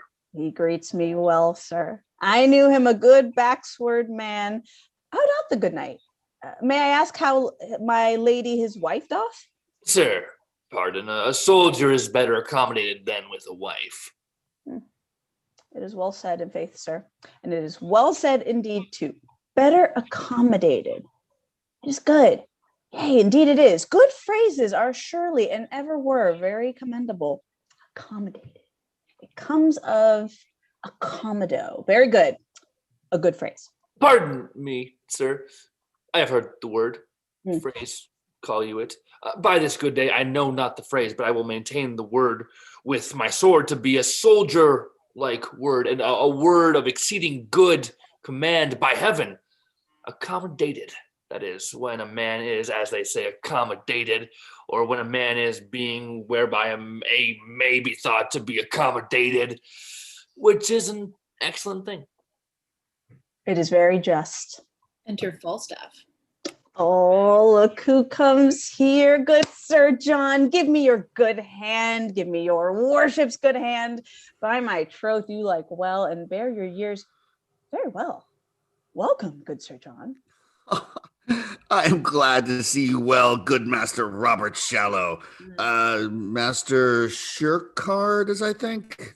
No, Sir John. It is my cousin Silence, in commission with me. Good Master Silence. It well befits you should be of the peace. Your good worship is welcome. Fine. This is hot weather, gentlemen.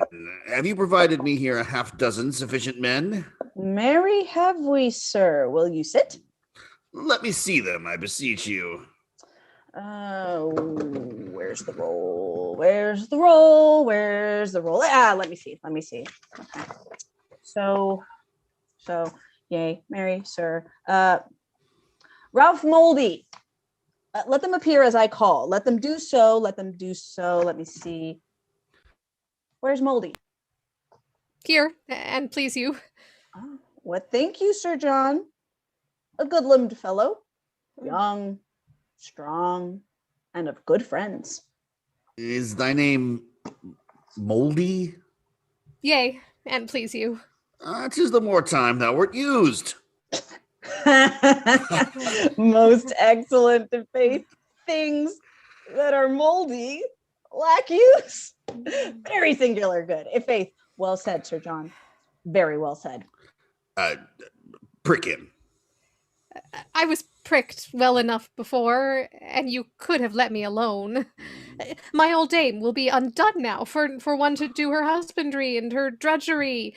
You need not to have pricked me. There are other men fitter to go out than I. Go to, peace, Moldy, you shall go. Moldy, it is time you were spent. Spent? Peace, fellow, peace. Stand aside. Know you where you are?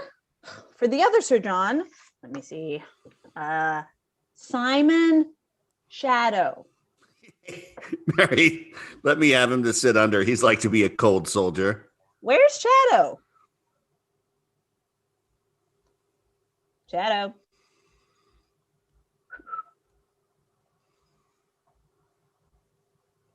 Hello?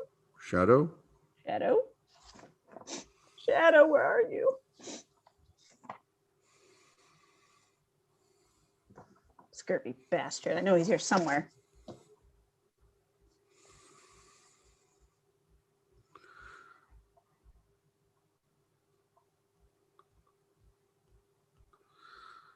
Don't embarrass me in front of Sir John Falstaff. Please don't do it.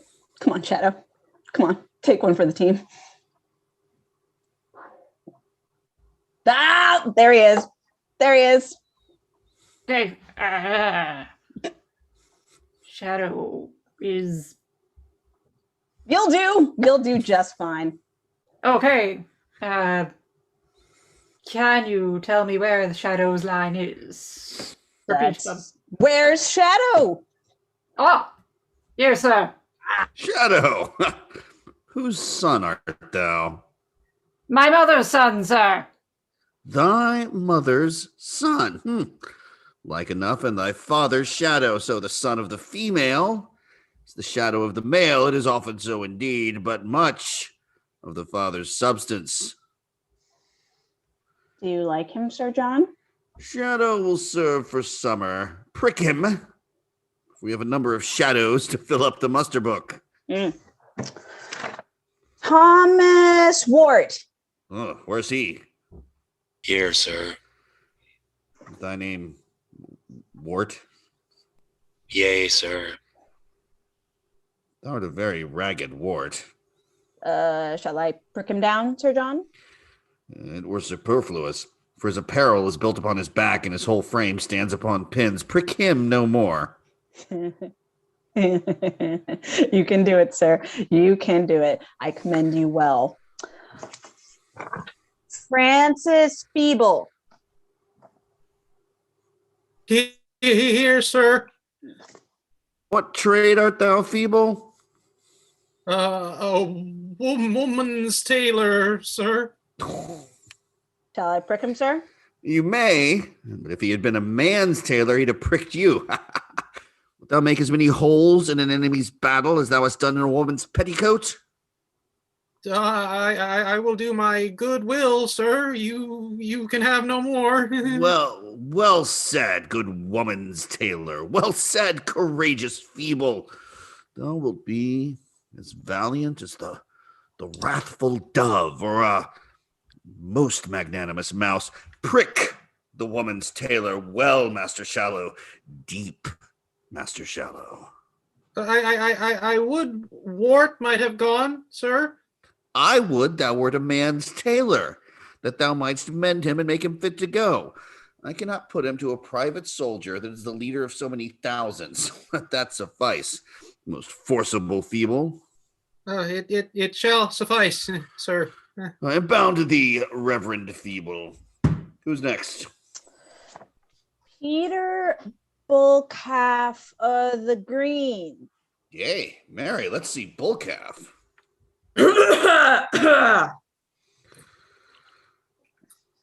Here, sir. 4. God, a likely fellow. Come. Prick me Bullcalf till he roar again. Oh, Lord. Good, my captain. What? Dost thou roar before thou art pricked? Oh, Lord. Sir, I am a diseased man. What disease hast thou?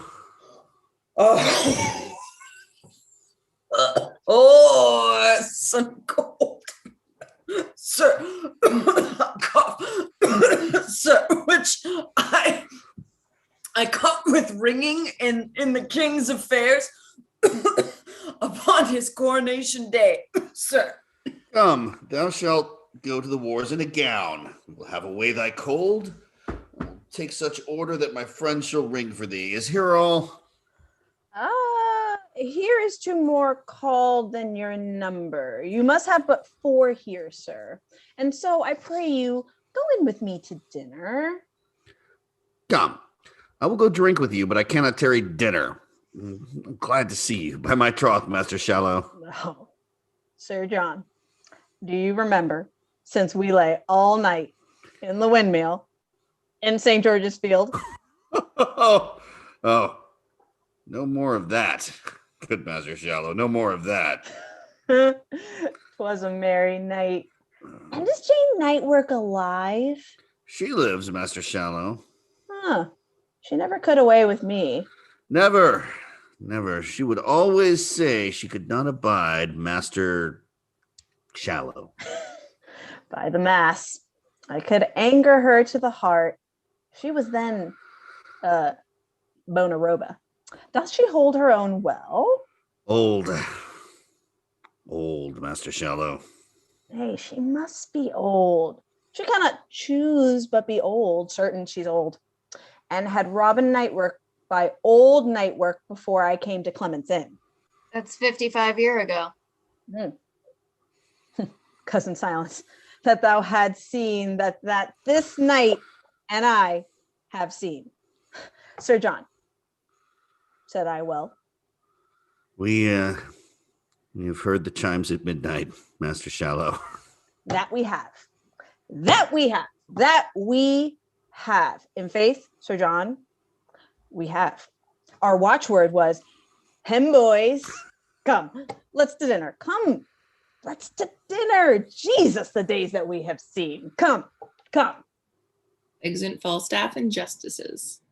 Good Master Corporal Baldoff. Stand, my friend. And here's 4 Harry 10 shillings in French crowns for you.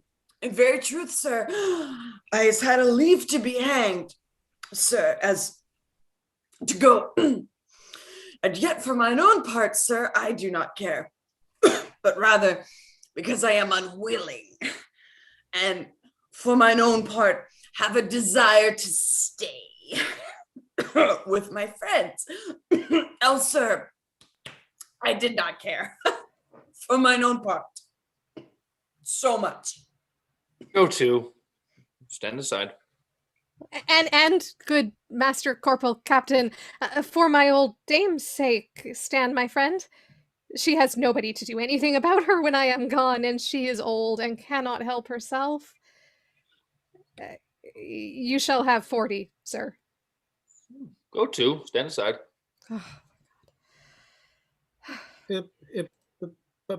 By my troth, I care not. A man can die but once. We owe God a death. I'll never bear a base mind, and it be my destiny so, and be not so.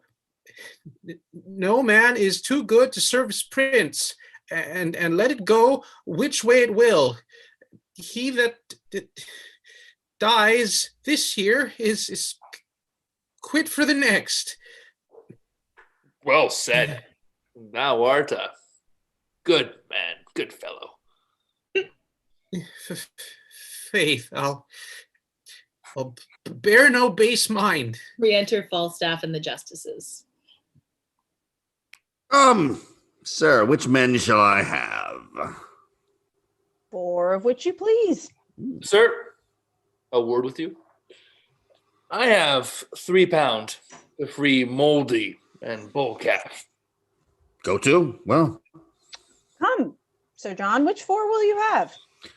do you choose for me? Mary, then, Moldy, Bullcalf, Feeble, and Shadow. Moldy and Bullcalf. For you, Moldy, stay at home till you are past service. And for your part, Bullcalf, grow till you come into it. I will none of you. Sir John, do not yourself wrong. They're your likeliest men, and I would have you served with the best. Will you tell me, Master Shallow, how to choose a man? Care I for the limb, the thews, the stature, bulk, and big assemblance of a man? Give me the spirit, Master Shallow. Here's Wart. You see what a ragged appearance it is. She'll charge you and discharge you with the motion of a pewterer's hammer. Come off and on, swifter than he that gibbets for the brewer's bucket. And this same half-faced fellow, Shadow, give me this man. He presents no mark to the enemy. The foeman may, with his great aim, level at the edge of a pocket knife. Oh, and for retreat, how swiftly will this feeble, the woman's tailor, run off. Oh, give me the spare men and spare me the great ones. Put me a caliver into Wart's hands, Bardolph. Hold, Wart. Traverse. Thus. Come. Manage me your caliver. So, very well. Go to. Very good. Exceeding good. Oh, give me always a little lean, old chapped, bald shot. Well said it, Faith. Wart, thou art a good scab. Hold, there's a tester for thee. He is not his craft's master. He does not do it right. I remember at Mile End Green when I lay at Clement's Inn. I was then Sir Dagonet in Arthur's show. There was a little quiver fellow, and would manage you a piece thus, and would about and about, and coming you and come you in and rah, ta, wa, ta, would I say, and bounce, would I say, and again would I go, and again would I come, and I shall ne'er see such a fellow. These fellows will do well, Master Shallow. God keep you, Master Silence. I will not use many words with you. Fare you well, gentlemen both. I thank you. I must a dozen mile tonight. Bardolph, give the soldiers coats. Sir John, the Lord bless you. God prosper your affairs. God send us peace at your return visit our house. Let our old acquaintance be renewed. Peradventure, I will with ye to the court. Oh, for God, I would you would, Master Shallow. Go to. I have spoken a word. God keep you. Fare you well, gentle gentlemen. Exeunt justices. On, Bardolph. Lead the men away. Exeunt Bardolph, recruits, and company. As I return, I will fetch off these justices. I do see the bottom of Justice Shallow. Lord, how subject we old men are to this vice of lying. This same starved justice hath done nothing but prate to me of the wildness of his youth, and the feats he hath done about Turnbull Street, and every third word a lie, duer paid to the hearer than the Turk's tribute. I do remember him at Clement's Inn, like a man made after supper of a cheese paring. When it was naked, he was for all the world like a forked radish, with a head fantastically carved upon it with a knife. He was so forlorn that his dimensions to any thick sight were invincible. He was the very genius of famine, yet lecherous as a monkey, and the whores called him Mandrake. He came ever in the rearward of the fashion, and sung those tunes to the overscutched huswives that he heard the carman whistle and swear they were his fancies or his good nights. And now, is this vice's dagger become a squire, and talks as familiarly of John a Gaunt as if he had been sworn brother to him? And I'll be sworn, and there saw him once, but once in the tilt yard. And then he burst his head for crowding among the marshal's men. I saw it and told John a Gaunt he'd beat his own name, for you might have thrust him and all his apparel into an eel skin. The case of a trouble au bois was a mansion for him, a court, and now he has land and beefs. Well, I will be acquainted with him. If I return, it shall go hard, but I will make him a philosopher's 2 stones to me. If the young days be bait for the old pike, I see no reason in the law of nature, but I may snap at him. Let time shape, and there an end. Exit. Act 4, Scene 1, Yorkshire, Gultree Forest. Enter the Archbishop of York, Mowbray, Lord Hastings, and others.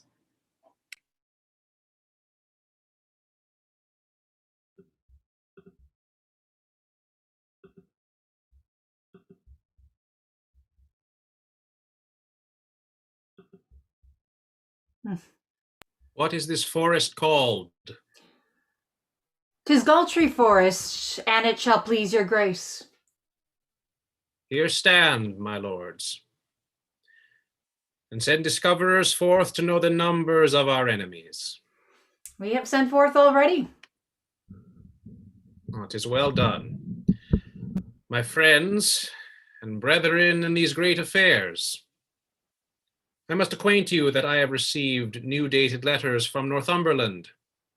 Their cold intent, tenor, and substance thus. Here doth he wish his person, with such powers as might hold sortance with his quality, the which he could not levy, whereupon he is retired to ripe his growing fortunes to Scotland, and concludes in hearty prayers that your attempts may overlive the hazard and fearful melting of their opposite. Thus do the hopes we have in him touch ground and dash themselves to pieces. What news?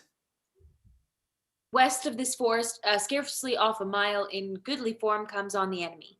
And by the ground they hide, I judge their number upon or near the rate of 30,000. The just proportion that we gave them out, let us sway on and face them in the field. Now, what well-appointed leader fronts us here? I think it is my lord of Westmoreland.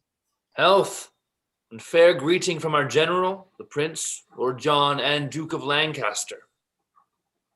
Now say on, my lord of Westmoreland, in peace.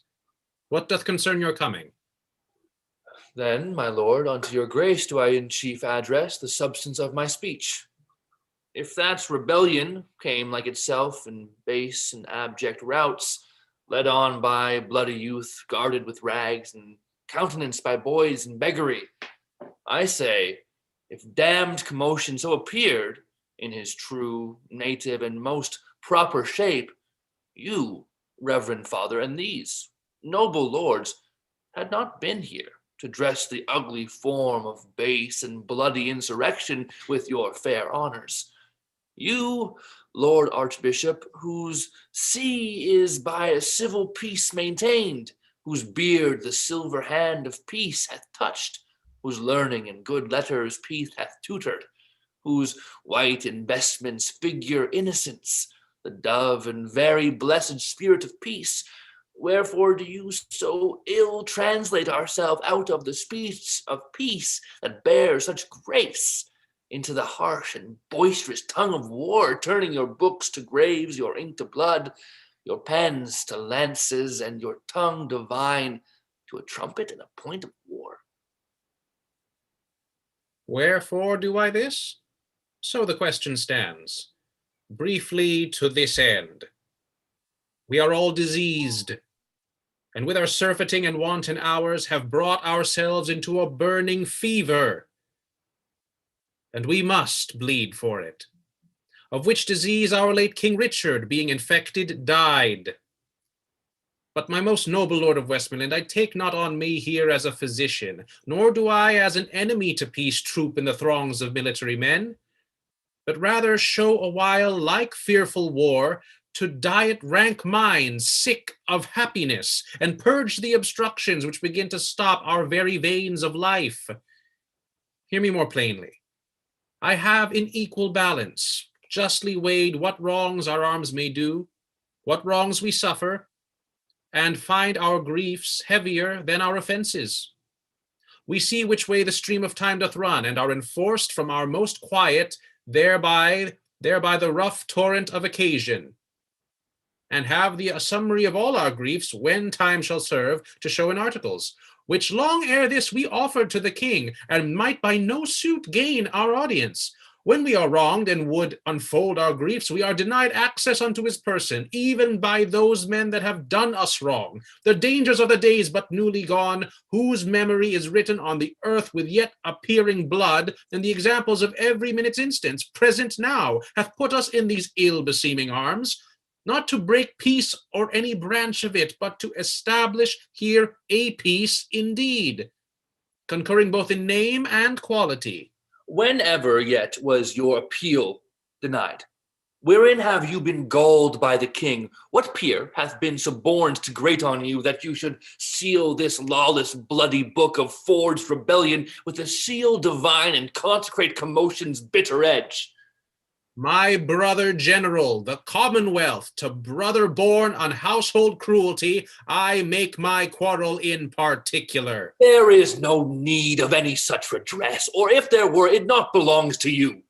Why not to him in part, and to us all that feel the bruises of the days before, and suffer the condition of these times to lay a heavy and unequal hand upon our honors? Oh, my good Lord Mowbray, construe the times to their necessities, and you shall say indeed it is the time and not the king that doth you injuries. Yet for your part it not appears to me, either from the king or in the present time, that you should have an inch of any ground to build a grief on. Were you not restored to all the Duke of Norfolk's signories, your noble and right well remembered fathers?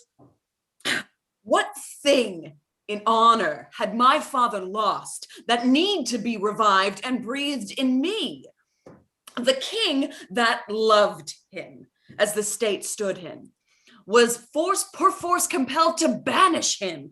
And then that Harry Bolingbroke and he, being mounted and both roused in their seats, their neighing coursers daring of the spur, their armed staves in charge, their beavers down, their eyes of fire and sparking through sights of steel, and the loud trumpet bowing them together, then, when there was nothing could have stayed my father from the breast of Bolingbroke.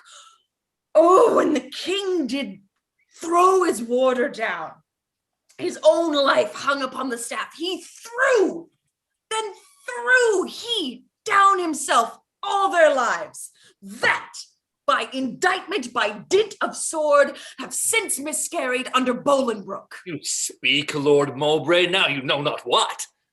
The Earl of Hereford was reputed then in England the most valiant gentleman. Who knows on whom fortune would have then smiled? But if your father had been victor there, he never had borne into out of Coventry. For all the country in a general voice cried hate upon him, and all their prayers and loves were set on Hereford, whom they doted on and blessed and graced indeed more than the king. But this is mere digression from my purpose. Here come I from our princely general to know your griefs, to tell you from his grace that he will give you audience, and wherein it shall appear that your demands are just, you shall enjoy them, everything set off that might so much as think you enemies. But he hath forced us to compel this offer, and it proceeds from policy, not love. Mowbray, you o'erween to take it so. This offer comes from mercy, not from fear. For lo, within a ken our enemy lies, upon mine honor, all too confident to give admittance to a thought of fear. Our battle is more full of names than yours. Our men are more perfect in the use of arms, our armor all as strong, our cause the best. Then reason will our heart should be as good. Say you not then our offer is compelled? Well, by my will, we shall admit no parley. That argues but the shame of your offense. A rotten case abides not handling. Had the Prince John a full commission, in very ample virtue of his father, to hear and absolutely to determine of what conditions we shall stand upon? That is intended in the general's name.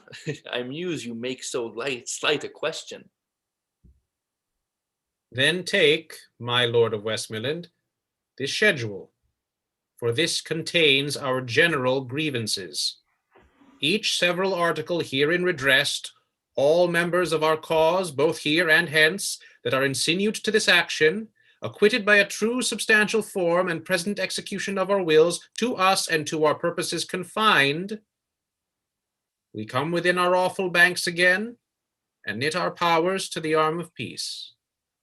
This will I show the general.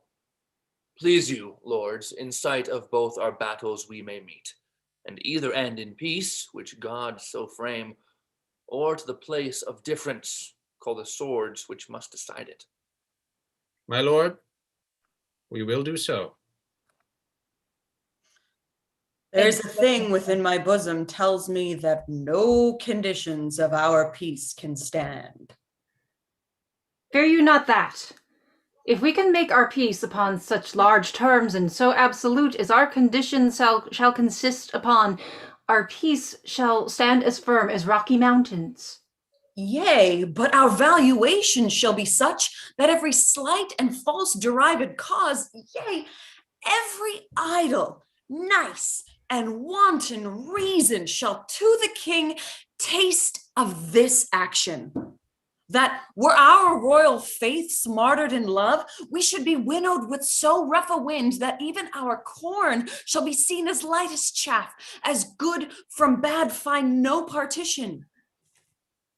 No, no, my lord. Note this. The king is weary of dainty and such picking grievances. For he hath found to end one doubt by death revives two greater in the heirs of life, and therefore will he wipe his tables clean, and keep no telltale to his memory that may repeat, and history his loss to new remembrance. For full well he knows he cannot so precisely weed this land as his misdoubts present occasion. His foes are so enrooted with his friends that, plucking to unfix an enemy, he doth unfasten so and shakes a friend. So that this land, like an offensive wife that hath enraged him on to other strokes, as he is striking, holds his infant up and hangs resolved correction in the arm that was upreared to execution. Besides, the king hath wasted all his rods on late offenders, that he doth now lack the very instruments of chastisement, so that his power, like to a fangless lion, may offer but not hold. 'Tis very true. And therefore be assured, my good Lord Marshal, if we do now make our atonement well, our peace will, like a broken limb united, grow stronger for the breaking. Be it so. Here is returned my lord of Westmoreland. Re-enter Westmoreland. The prince is here, at hand. Pleaseth your lordship to meet his grace, just distance between our armies. Your Grace of York, in God's name, then set forward. Before, and greet his grace. My lord, we come. Exit. Scene 2, another part of the forest. Enter from one side Mowbray attended. Afterwards, the Archbishop of York, Hastings, and others. From the other side, Prince John of Lancaster and Westmoreland, officers and others with them. You are all well encountered here. My cousin Mowbray. Good day to you, gentle Lord Archbishop, and so to you, Lord Hastings, and to all. My Lord of York, it better showed with you when that your flock assembled by the bell encircled you to hear with reverence your exposition on the holy text, than now to see you here an iron man, cheering a rout of rebels with your drum, turning the word to sword and life to death. That man that sits within a monarch's heart and ripens in the sunshine of his favor, would he abuse the countenance of the king? Alack, what mischiefs might he set abroach in shadows of such greatness? With you, Lord Bishop, it is even so. Who hath not heard it spoken, how deep you were within the books of God? To us, the speaker in his parliament, to us, the imagined voice of God himself, the very opener and intelligencer between the grace, the sanctities of heaven, and our dull workings. Oh, who shall believe but you misuse the reverence of your place? Employ the countenance and grace of heaven as a false favorite doth his prince's name, in deeds dishonorable. You have ta'en up under the counterfeited zeal of God, the subjects of his substitute, my father, and both against the peace of heaven and him, have here up swarmed them. Good my lord of Lancaster, I am not here against your father's peace. But, as I told my lord of Westmoreland, the time misordered doth in common sense crowd us and crush us to this monstrous form, to hold our safety up. I sent your grace the parcels and particulars of our grief, the which hath been with scorn shoved from the court, whereon this hydra son of war is born, whose dangerous eyes may well be charmed asleep with grant of our most just and right desires, and true obedience of this madness cured, stoop tamely to the foot of majesty. If not, we ready are to try our fortunes to the last man. And though we here fall down, we have supplies to second our attempt. If they miscarry, theirs shall second them, and so success of mischief shall be born, and so heirs from heirs shall hold this quarrel up, whiles England shall have generation. You are too shallow, Hastings, much too shallow to sound the bottom of the aftertimes. Pleaseth your grace to answer them directly, how far forth you do like their articles. I like them all, and do allow them well, and swear here by the honor of my blood, my father's purposes have been mistook, and some about him have too lavishly wrested his meaning and authority. My lord, these griefs shall be with speed redressed. Upon my soul they shall. If this may please you, discharge your powers unto their several counties, as we will ours. And here between the armies let's drink together friendly and embrace, that all their eyes may bear those tokens home of our restored love and enmity.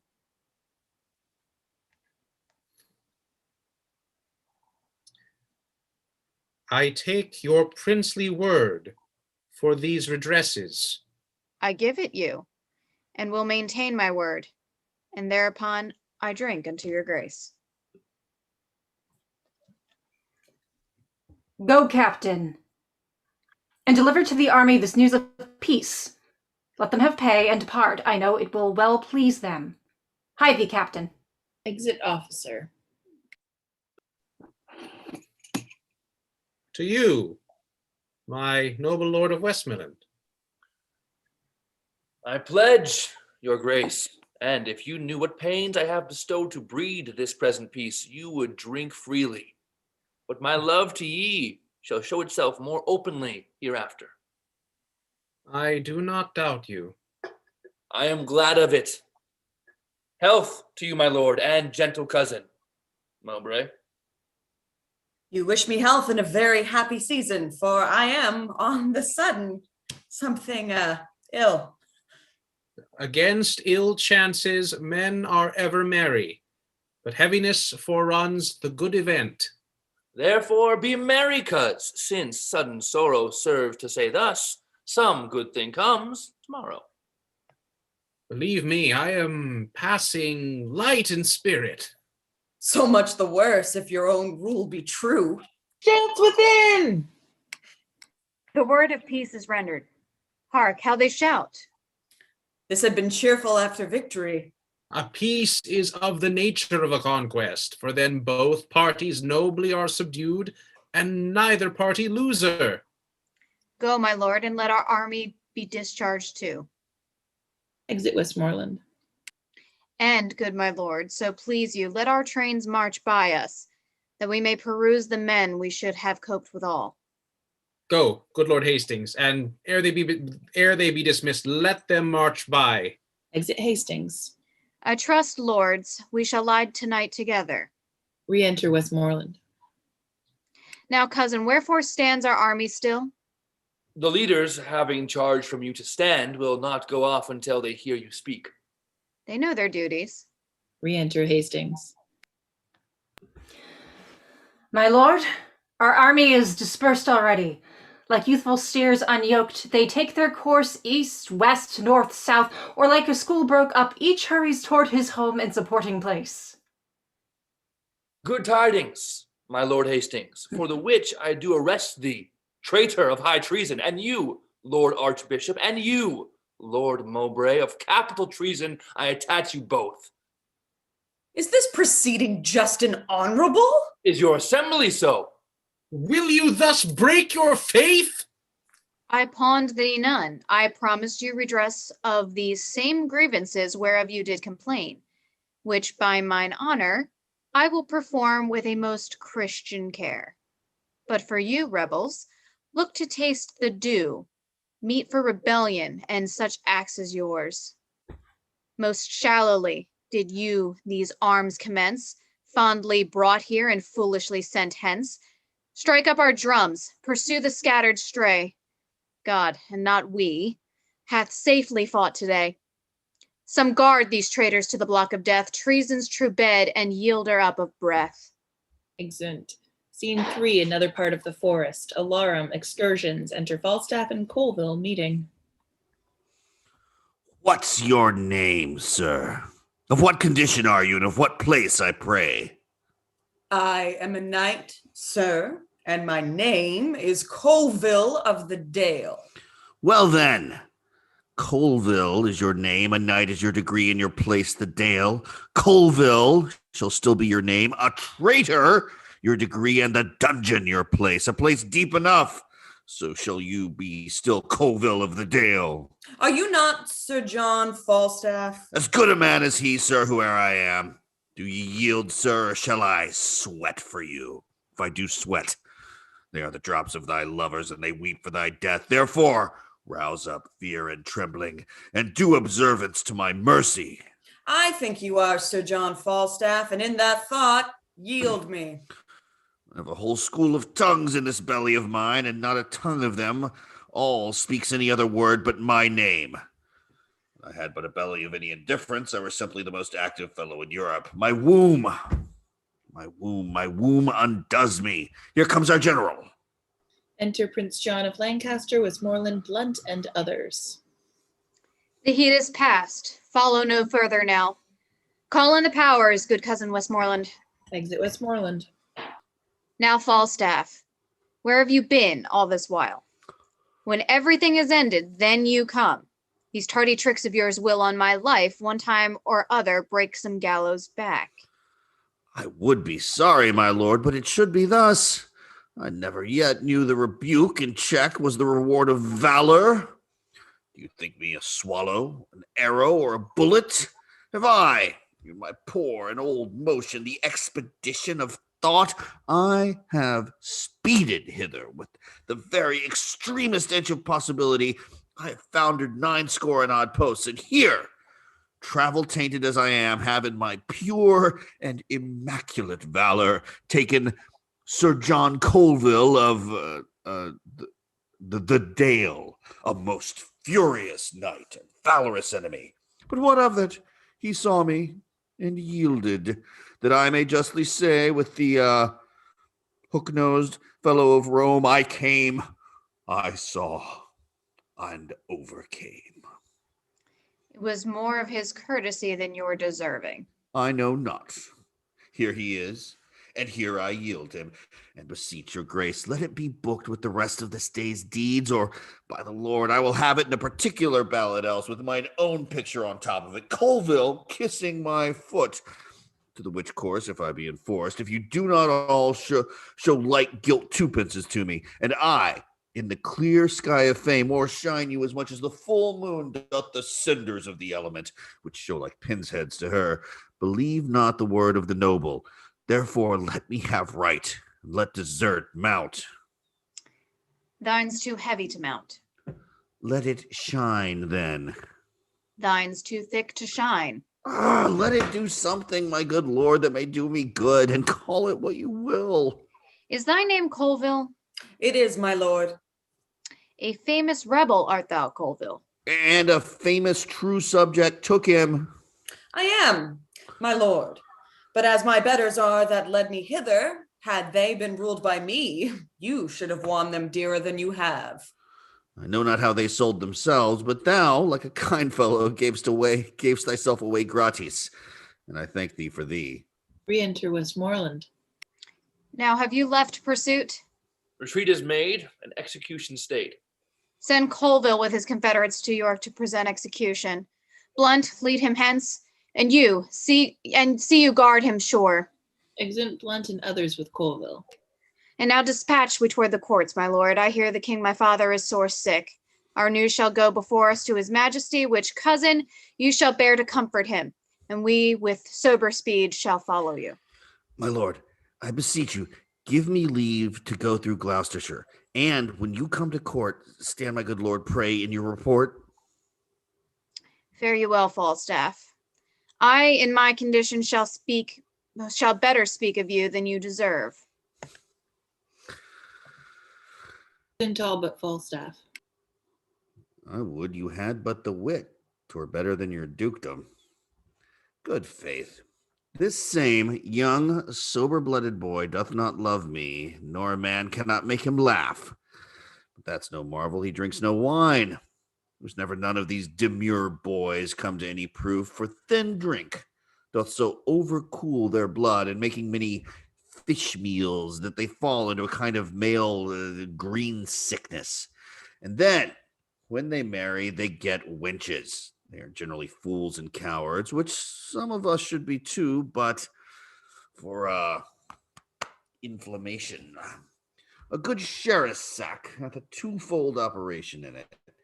It ascends me into the brain, dries me there, all the foolish, dull, and curdy vapors which environ it, makes it apprehensive, quick, forgettive, full of nimble, fiery, and delectable shapes, which, delivered o'er to the voice, the tongue, which is the birth, becomes excellent wit.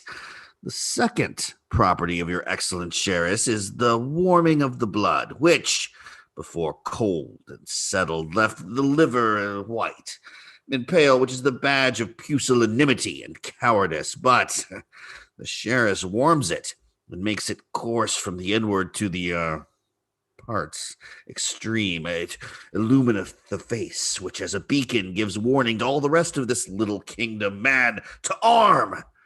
Then to the vital commoners and the inland petty spirits, muster me all to their captain, the heart, who, great and puffed up with this retinue, doth any deed of courage. And this valor comes of Sheris, so that skill in the weapon is nothing without sack, for that sets it a work, and learning a mere hoard of gold kept by a devil till sack commences it and sets it in act and use.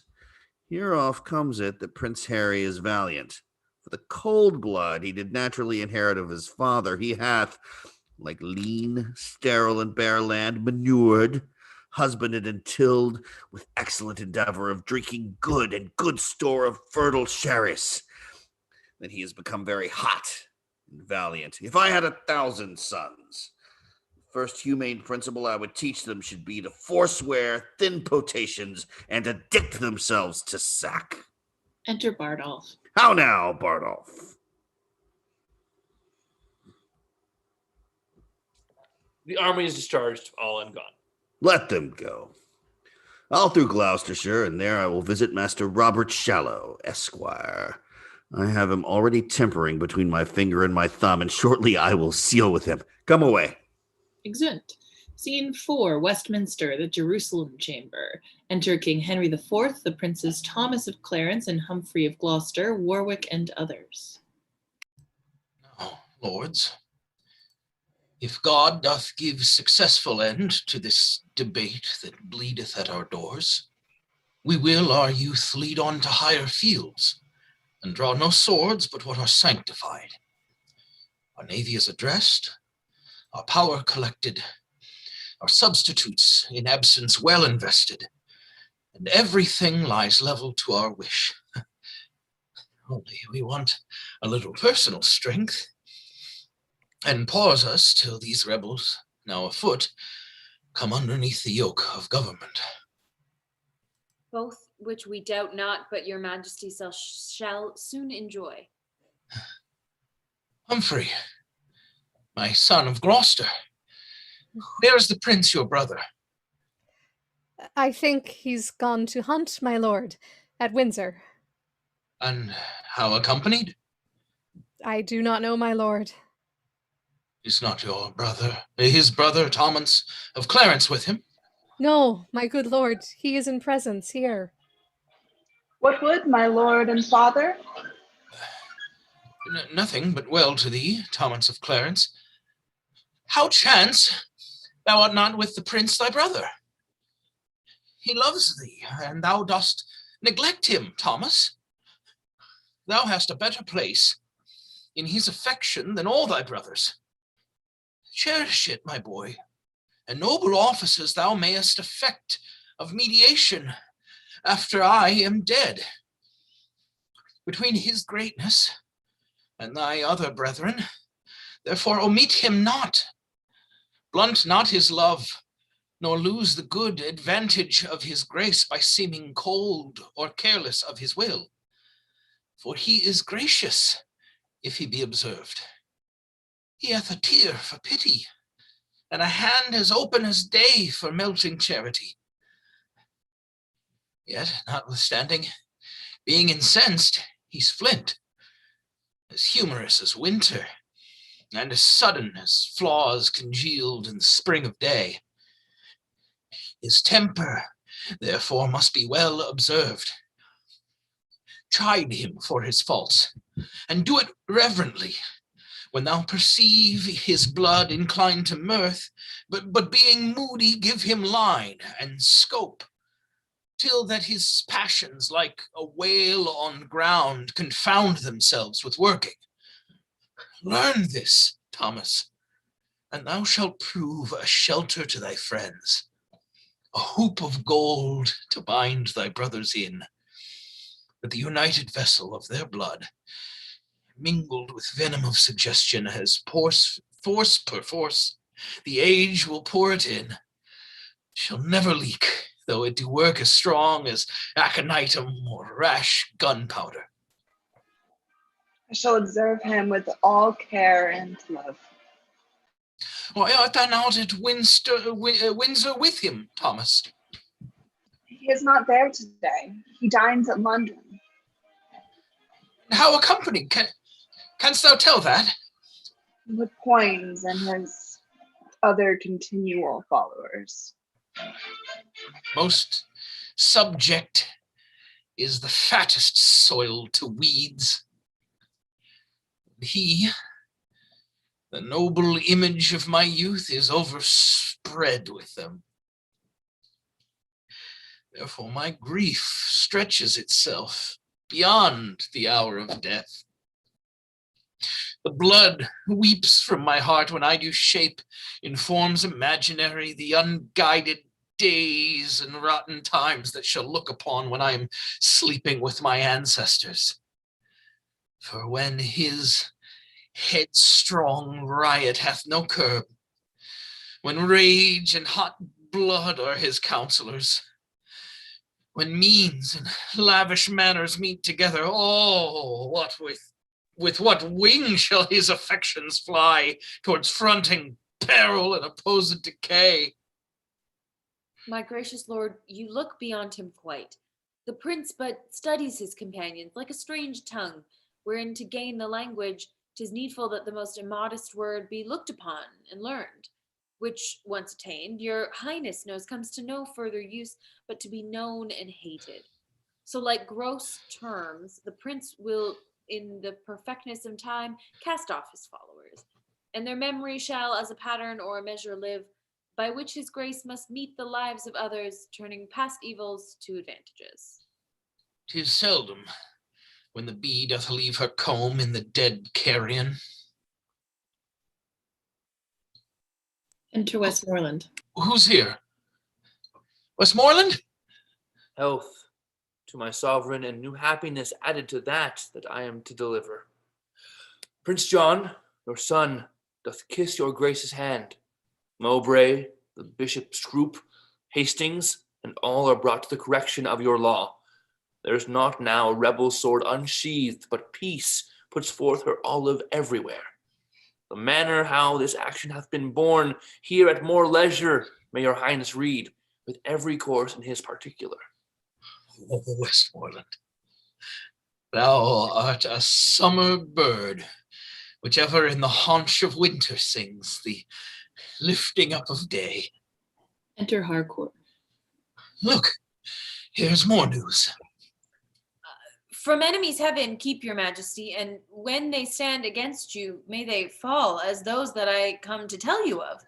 The Earl Northumberland and the Lord Bardolph, with a great power of English and of Scots, are by the Sheriff of Yorkshire overthrown. The manner and true order of the fight this packet, please you, contains at large.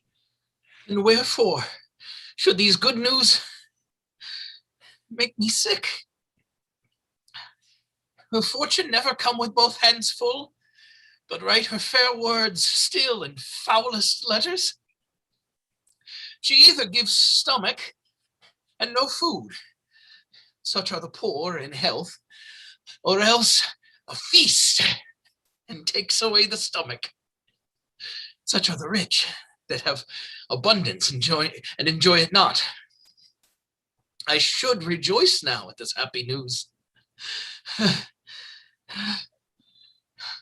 And now my sight fails, and my brain is giddy. Oh, me, come near me. Now I am much ill. Oh, comfort, your majesty. Oh, my royal father. My sovereign lord, cheer up yourself. Look up. Be patient, princes. You do know these fits are with his highness very ordinary. Stand from him. Give him air. He'll straight be well. No, he cannot long hold out these pains. The incessant care and labor of his mind hath wrought the mure that should confine in it so thin that life looks through and will break out. The people fear me, for they do observe unfathered airs and loathly births of nature. The seasons change their manners, as the year had found some months asleep and leaped them o'er. The river hath thrice flowed, no ebb between, and the old folk times and chronicles say it did so a little time before that our great grandsire, Edward, sicked and fell and died. Speak lower, princes, for the king recovers. This apoplexy will certain be his end. I pray you, take me up and bear me hence into some other chamber. Softly, pray. Scene 5, another chamber. King Henry IV lying on a bed. Clarence, Gloucester, Warwick, and others in attendance. Let there be no other noise made, my gentle friends, unless some dull and favorable hand would whisper music to my weary spirit. Call for the music in the other room. Set me the crown upon my pillow here. His eye is hollow, and he changes much. Less noise. Enter Prince Henry. Who saw the Duke of Clarence? I am here, brother, full of heaviness. How now, reign within doors and none abroad. How doth the king? Exceeding ill. Heard he the good news yet? Tell it him. He altered much upon the hearing it. If he be sick with joy, he'll recover without physic. Not so much noise, my lords. Sweet prince, speak low. The king your father is disposed to sleep. Let us withdraw into the other room. Will it please your grace to go along with us? No, I will sit and watch here by the king. And all but Prince Henry.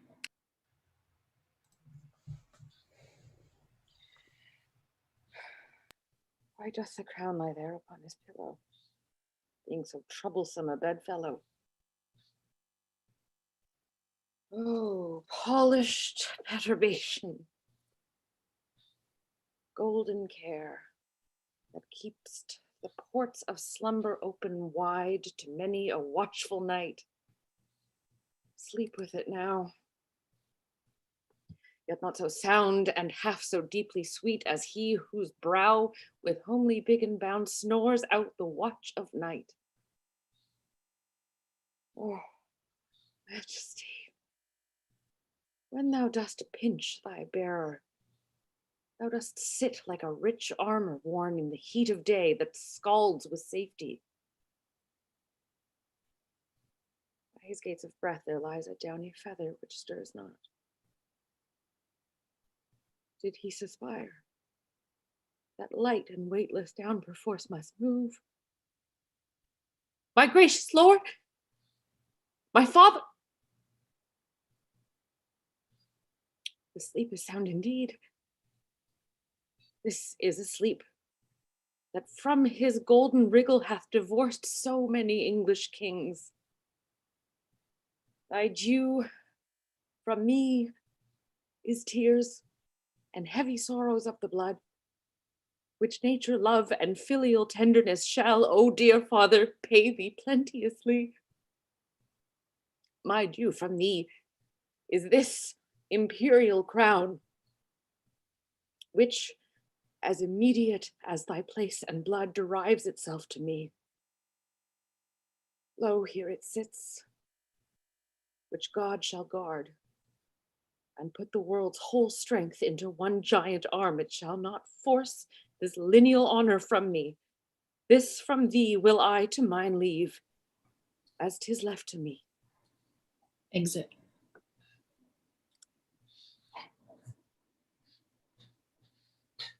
Warwick! Gloucester! Clarence! Re-enter Warwick, Gloucester, Clarence, and the rest. Doth the king call? What would your majesty? How fares your grace? Why did you leave me here alone? My lords! We left the prince my brother here, my liege, who undertook to sit and watch by you. The Prince of Wales? Where is he? Let me see him. He is not here. This door is open. He has gone this way. He came not through the chamber where we stayed. Where is the crown? Who took it from my pillow? When we withdrew, my liege, we left it here. The prince hath ta'en it hence. Go seek him out. Is he so hasty that he doth suppose my sleep my death? Find him, my lord of Warwick. Chide him hither. Exit Warwick. This part of his conjoins with my disease and helps to mine end. It helps to end me. See, sons, what things you are. How quickly nature falls into revolt when gold becomes her object. For this, the foolish, over-careful fathers have broke their sleep with thoughts, their brains with care, their bones with industry. For this, they have engrossed and piled up the cankered heaps of strange achieved gold. For this, have been thoughtful to invest their sons with arts and martial exercises.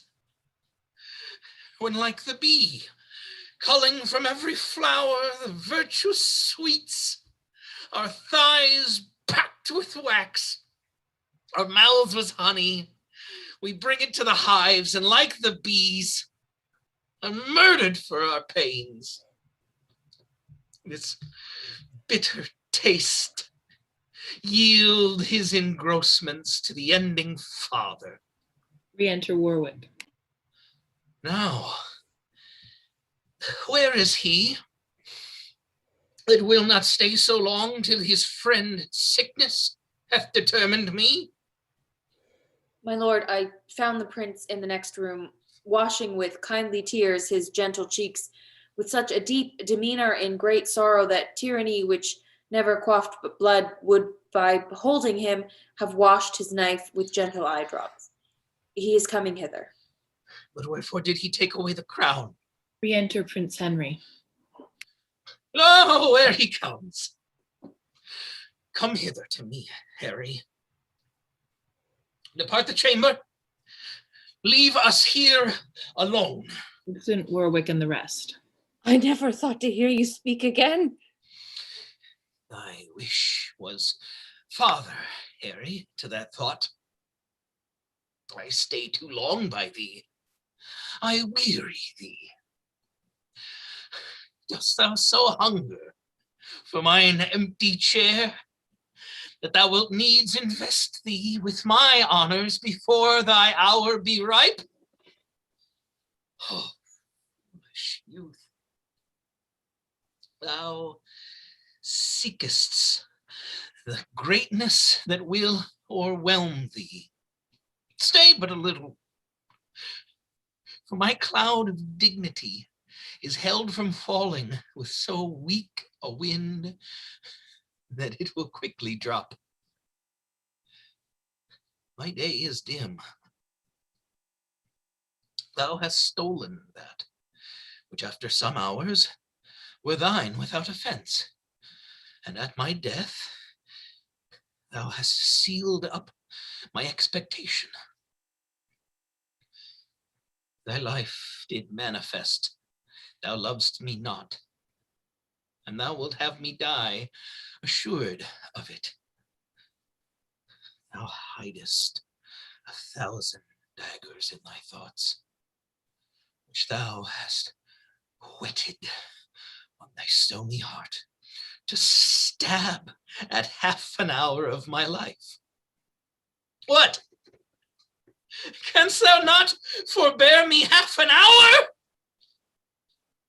Then get thee gone and dig my grave thyself, and bid the merry bells ring to thine ear, that thou art crowned, not that I am dead, Let all the tears that shall bedew my hearse be drops of balm to sanctify thy head. Only compound me with forgotten dust. Give that which gave thee life unto the worms. Pluck down my officers, break my decrees, for now a time is come to mock at form. Harry the Fifth is crowned up. Vanity! Down, royal state, all you sage counselors, hence. And to the English court assemble now, from every region, apes of idleness. Now, neighbor confines, purge you of your scum. Have you a ruffian that will swear, drink, dance, revel the night, rob, murder, and commit the oldest sins, the newest kind of ways? Be happy. He will trouble you no more. England shall double gild his treble guilt. England shall give him office, honor, might. For the fifth Harry from curbed license plucks the muzzle of restraint, and the old dog shall flesh his tooth on every innocent. Oh, my poor kingdom, sick with civil blows, when that my care could not withhold thy riots. What wilt thou do when riot is thy care? Oh, thou wilt be a wilderness again, peopled with wolves, thy old inhabitants. Oh, pardon me, my liege.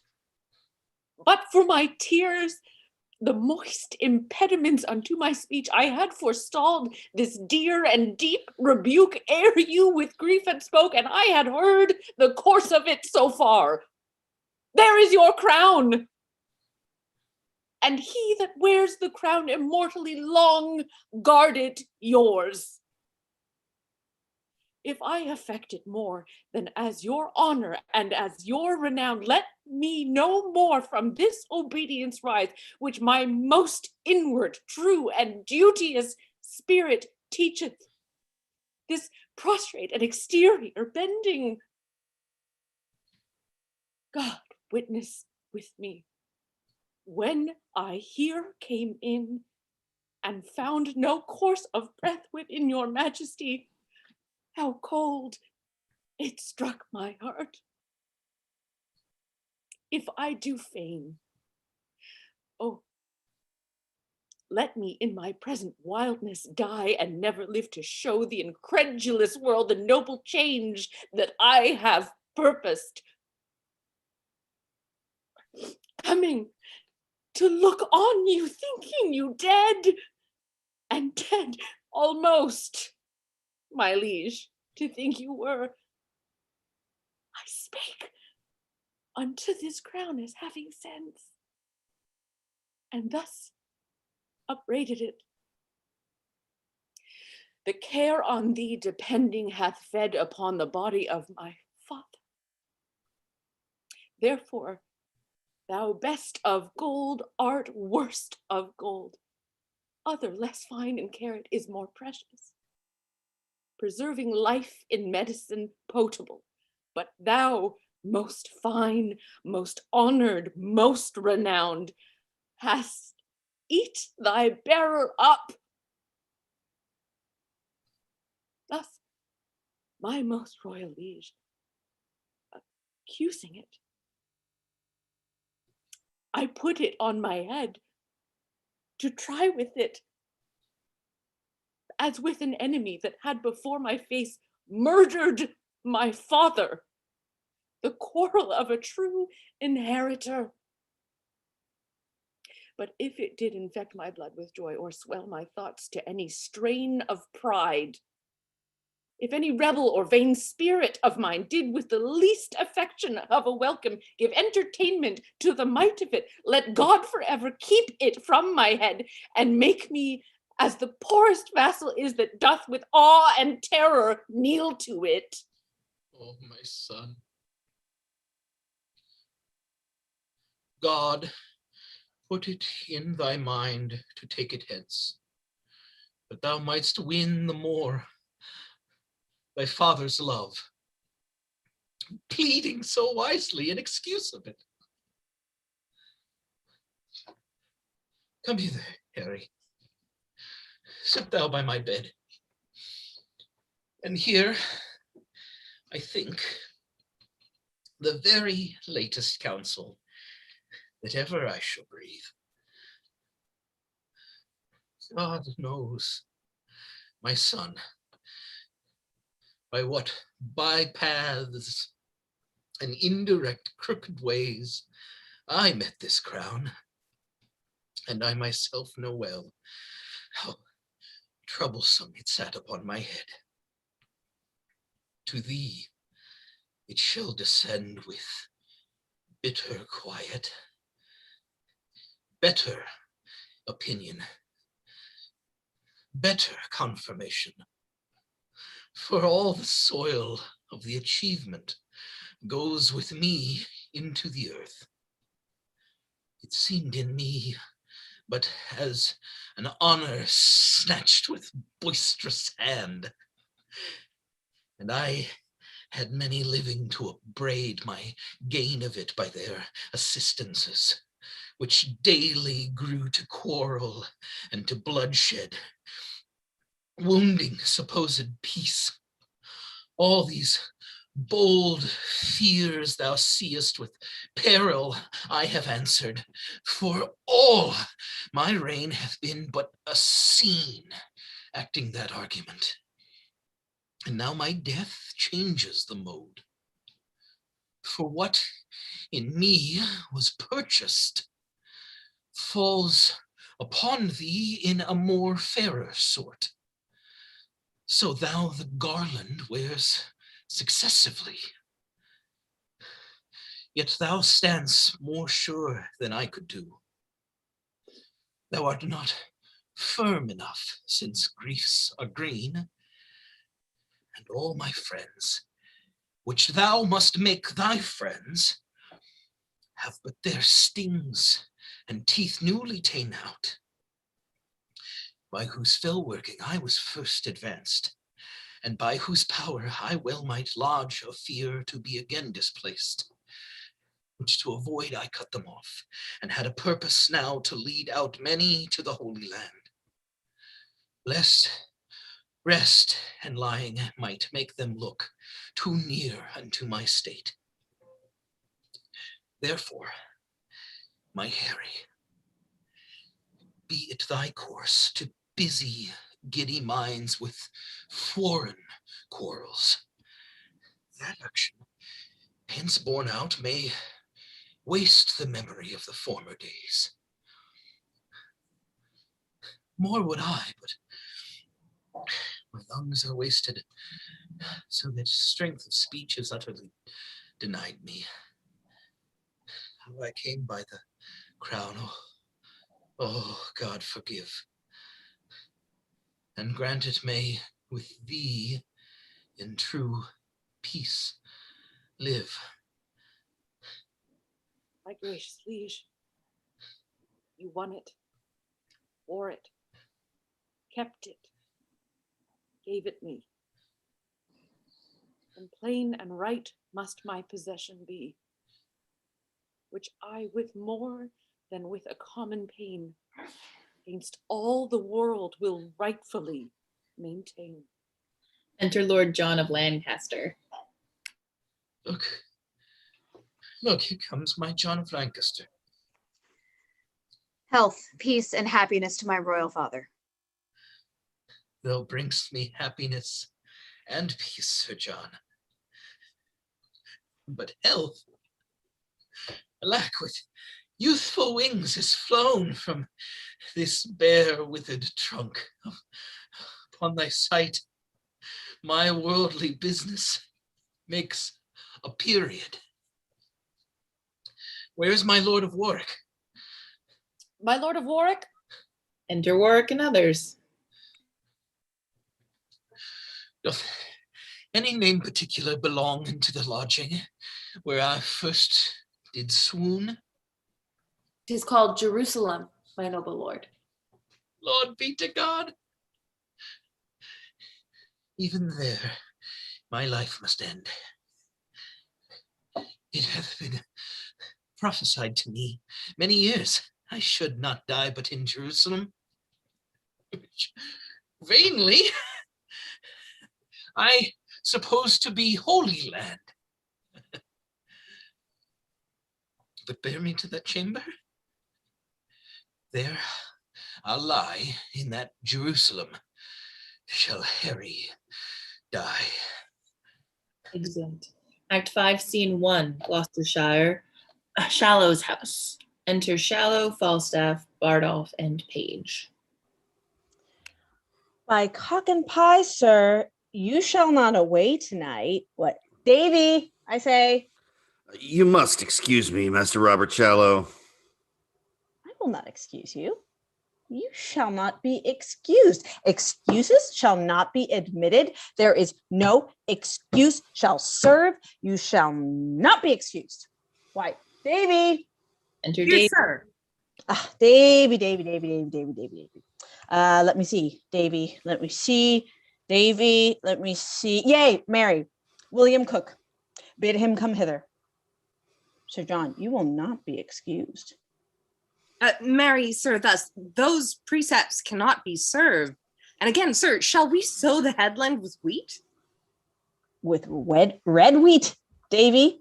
But for William Cook, are there no young pigeons? Yes, sir. Here is now the smith's note for shoeing and plough irons. Let it be cast and paid. Sir John, you will not be excused. Now, sir, a new link to the bucket must need be had. And sir, do you mean to stop any of William's wages about the sack he lost the other day at Inkley Fair? I shall answer for it. Some pigeons, Davy. A couple of short-legged hens, a joint of mutton, and any pretty little tiny kickshaws. Tell William Cook. Doth the man of war stay all night, sir? Yea, Davy. I will use him well. A friend in the court is better than a penny in purse. Use his men well, Davy, for they are errant knaves and will backbite. No worse than they are backbitten, sir, for they have marvelous foul linen. Well conceited, Davy. About thy business, Davy. I beseech you, sir, to countenance with William Visor of Woncott against Clements Perks of the Hill. There is many complaints, Davy, against that Visor. That Visor is an errant knave on my knowledge. I grant your worship that he is a knave, sir, but yet God forbid, sir, but a knave should have some countenance at his friend's request. An honest man, sir, is able to speak for himself when a knave is not.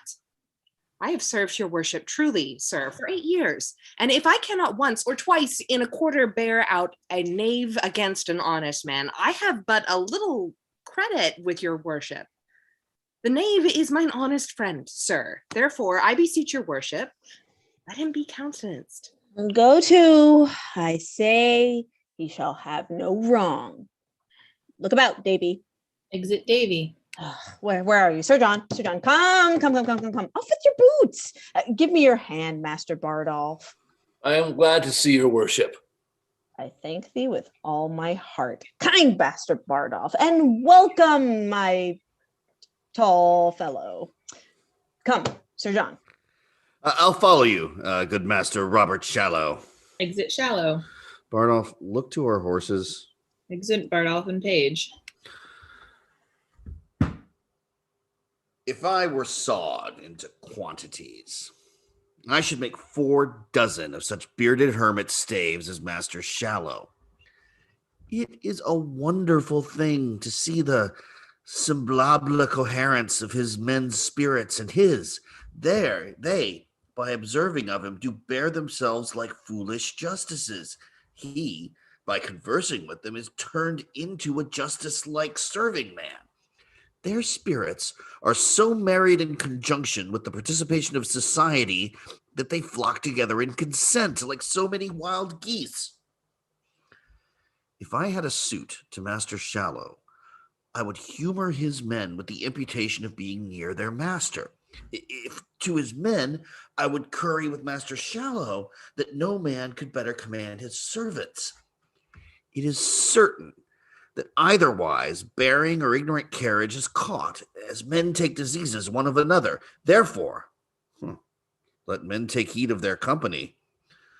I will devise matter enough out of this Shallow to keep Prince Harry in continual laughter the wearing out of 6 fashions, which is 4 terms or 2 actions, and he shall laugh without intervallums. Oh, it is much that a lie with a slight oath and a jest with a sad brow will do for a fellow that never had the ache in his shoulders.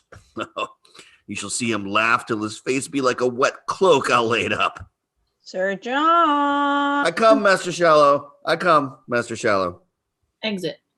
Scene 2, Westminster, the palace. Enter Warwick and Lord Chief Justice meeting.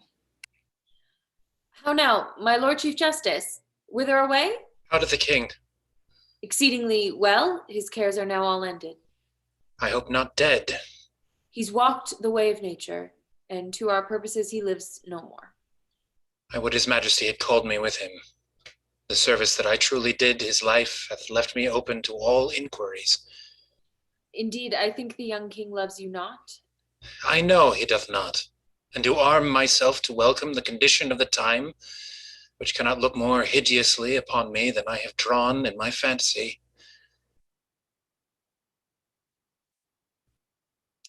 Enter Lancaster, Clarence, Gloucester, Westmoreland, and others. Here come the heavy issue of dead Harry. Oh, that the living Harry had the temper of him, the worst of these 3 gentlemen. How many nobles then should hold their places that must strike sail to spirits of vile sort? Oh God, I fear all will be overturned.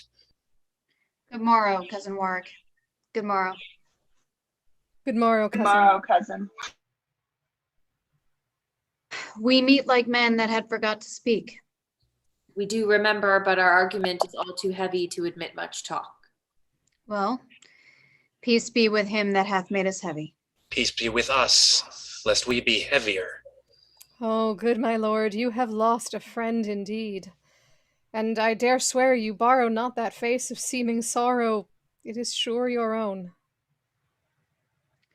Though no man be assured what grace to find, you stand in coldest expectation. I'm the sorrier, would 'twere otherwise.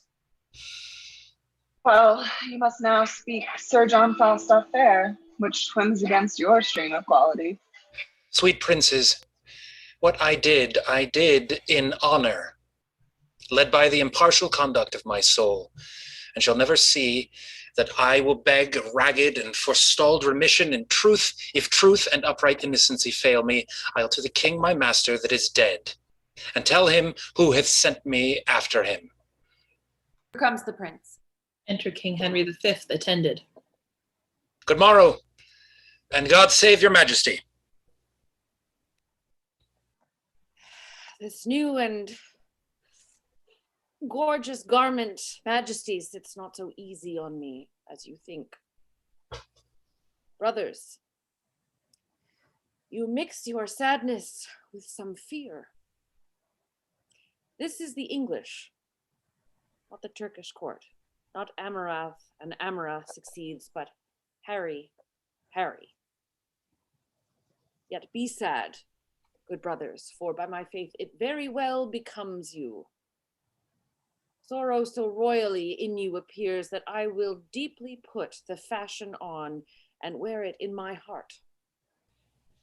Why then be sad? But entertain no more of it, good brothers, than a joint burden laid upon us all. For me, by heaven, I bid you be assured, I'll be your father and your brother too. Let me but bear your love, I'll bear your cares. Yet weep that Harry's dead, and so will I. But Harry lives, that shall convert those tears by number into hours of happiness. We hope no We other hope from no your other majesty. from your majesty. We hope no other from your majesty. You all look strangely on me. And you most.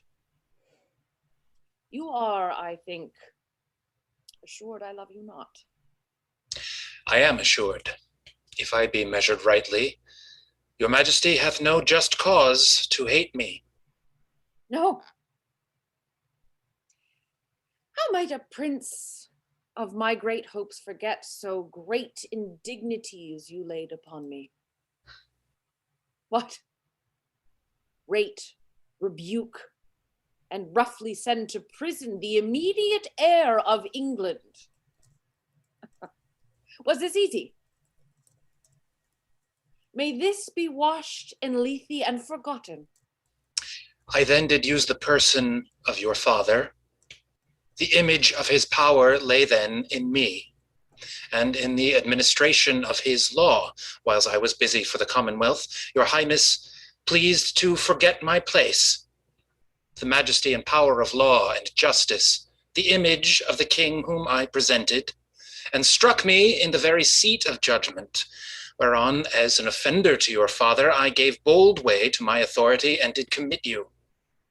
If the deed were ill, be you contented, wearing now the garland, to have a son set your decrees at naught, to pluck down justice from your awful bench, to trip the course of law and blunt the sword that guards the peace and safety of your person. Nay, more, to spurn at your most royal image and mock your workings in a second body, question your royal thoughts, make the case yours, be now the father, and propose a son. Hear your own dignity so much profaned. See your most dreadful law so loosely slighted. Behold yourself so by a son disdained, and then imagine me taking your part, and in your power soft silencing your son. And this cold considerance sentence me, and as you are a king, speak in your state what I have done that misbecame my place, my person, or my liege's sovereignty. You are right, Justice, and you weigh this well. Therefore, still bear the balance and the sword. And I do wish your honors may increase till you do live to see a son of mine offend you and obey you as I did. So shall I live to speak my father's words. Happy am I that I have a man so bold that dares do justice on my proper son, and not less happy having such a son that would deliver up his greatness so into the hands of justice. You did commit me, for which I do commit into your hand the unstained sword that you have used to bear. With this remembrance that you use the same with the like bold, just, and impartial spirit as you have done gainst me. There is my hand. You shall be as a father to my youth. My voice shall sound as you do prompt mine ear, and I will stoop and humble my intents to your well-practiced, wise directions. And, princes all, believe me, I beseech you.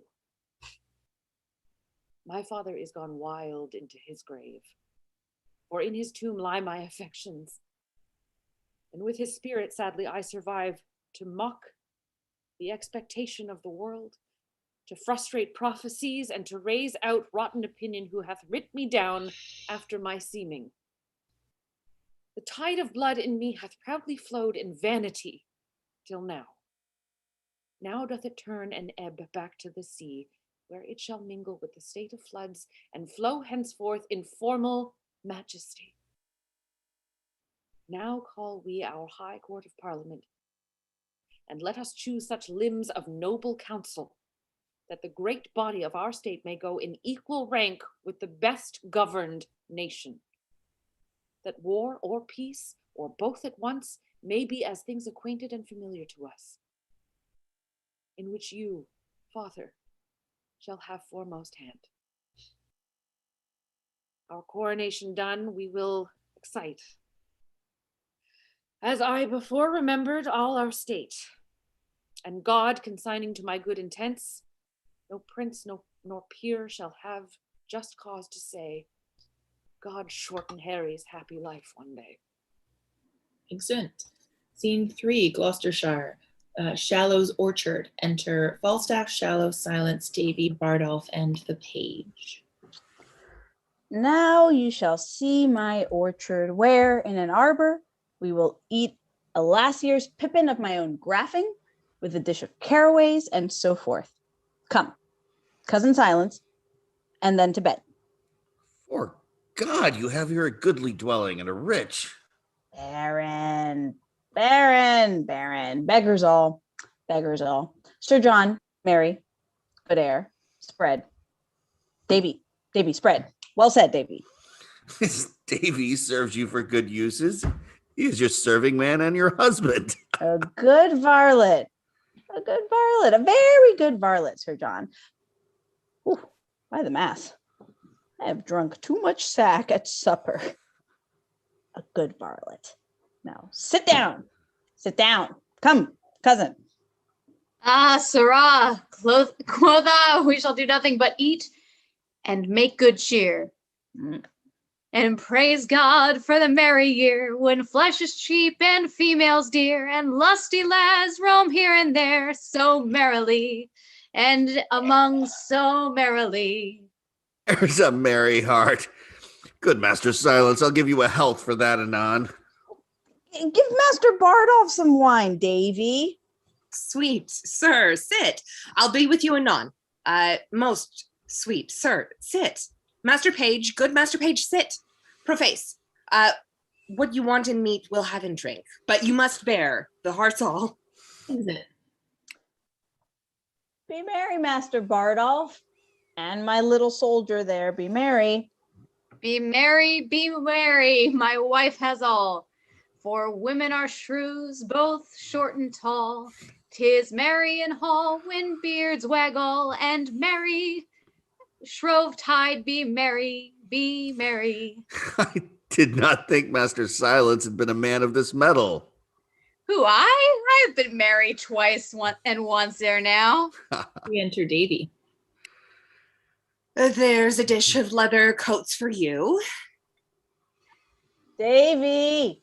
Your worship, I'll be with you straight. A cup of wine, sir? A cup of wine that's brisk and fine, and drink unto the lemon mine, and merry heart lives long Well said, Master Silence. and we shall be merry. Now comes in the sweet of night. Health and long life to you, Master Silence. Fill the cup and let it come. I'll pledge you a mile to the bottom.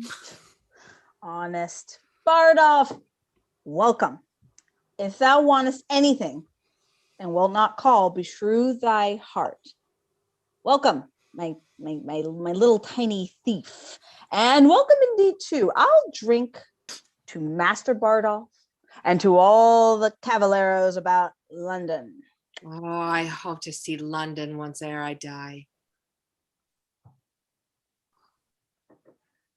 And I might see you there, Davy. By the mass, you'll crack a quart together, huh? Will you not, Master Bardolph? Yea, sir, in a pottle pot. Yeah, by God's liggins, I thank thee. The knave will stick by thee. I can assure thee that. I will not out. He is true bred. And I'll stick by him, sir. Why, there spoke a king. Lack nothing. Be merry. Look who's at the door there. Oh, who knocks? Exit Davy. Oh, why, now you have done me right. Silence takes off a bumper. Do me right and dub me a knight, some mingo. Is't that so? 'Tis so. Is't so? Why then say an old man can do somewhat. Re-enter Davy.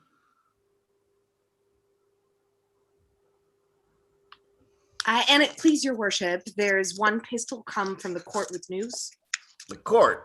Let him come in. Enter Pistol. How now, Pistol? Good John, God save you. What wind blew you hither, Pistol? Not the ill wind, which blows no man to good. Sweet night, though our Thou art now one of the greatest men in this realm. By Our Lady, I think I be, but a goodman puff of Barson. Puff, puff in thy teeth, most recreant coward base. Sir John, I am thy pistol and thy friend, and helter-skelter have I rode to thee, and tidings do I bring, and lucky joys, and golden times, and happy news of price. I pray thee now, deliver them like a man of this world. A foutre for the world and worldlings base. I speak of Africa and golden joy. Oh, base Assyrian knight, what is thy news? Let King Cophetua know the truth thereof. And Robin Hood and Scarlet and John. Shall dunghill curs confront the Helicons? And shall good news be baffled? Then pistol lay thy head in fury's death. Honest gentleman, I know not your breeding. Why then lament, therefore? Give me pardon, sir. If, sir, you come with news from the court, I take it there's but two ways, either to utter them or to conceal them. I am, sir, under the king in some authority. Under which king? Basonian? Speak or die? Under King Harry. Harry the Fourth or the Fifth? Harry the Fourth. A foutre for thine office. Sir John, thy tender lambkin now is king. Harry the Fifth's the man. I speak the truth. When pistol lies, do this, and fig me like the bragging Spaniard. What? Is the old king dead? As nail in door. The things I speak are just. Away, Bardolph! Saddle my horse. Master Robert Shallow, choose what office thou wilt in the land, 'tis thine. Pistol, I will double charge thee with dignities. Oh, joyful day, I would not take a knighthood for my fortune. What, I do bring good news. Carry Master Silence to bed. Master Shallow, my lord Shallow, be what thou wilt. I am Fortune's steward. Get on thy boots, we all ride tonight. Oh, sweet Pistol, away, Bardolph. Exit Bardolph. Come, Pistol, utter more to me, and withal devise something to do thyself good. Boot, Master Shallow. I know the young king is sick for me. Let us take any man's horses. The laws of England are at my commandment. Blessed are they that have been my friends. And woe to my Lord Chief Justice. Let vultures vile seize on his lungs also. Where is the life that late I led, say they? Why, here it is. Welcome these pleasant days. Exit. Scene 4, London, a street. Enter Beadles, dragging in hostess quickly and dull tear sheet. No, thou errant knave, I would go to God that I might die, that I might have thee hanged. Thou hast drawn my shoulder out of joint. The constables have delivered her over to me, and she shall have whipping cheer enough, I warrant her. There hath been a man or two lately killed about her. Not hook, you lie. Come on, I'll tell thee what, thou damn treacherous rascal, and the child I now go with you, Miss Carey. Oh, paper-faced villain!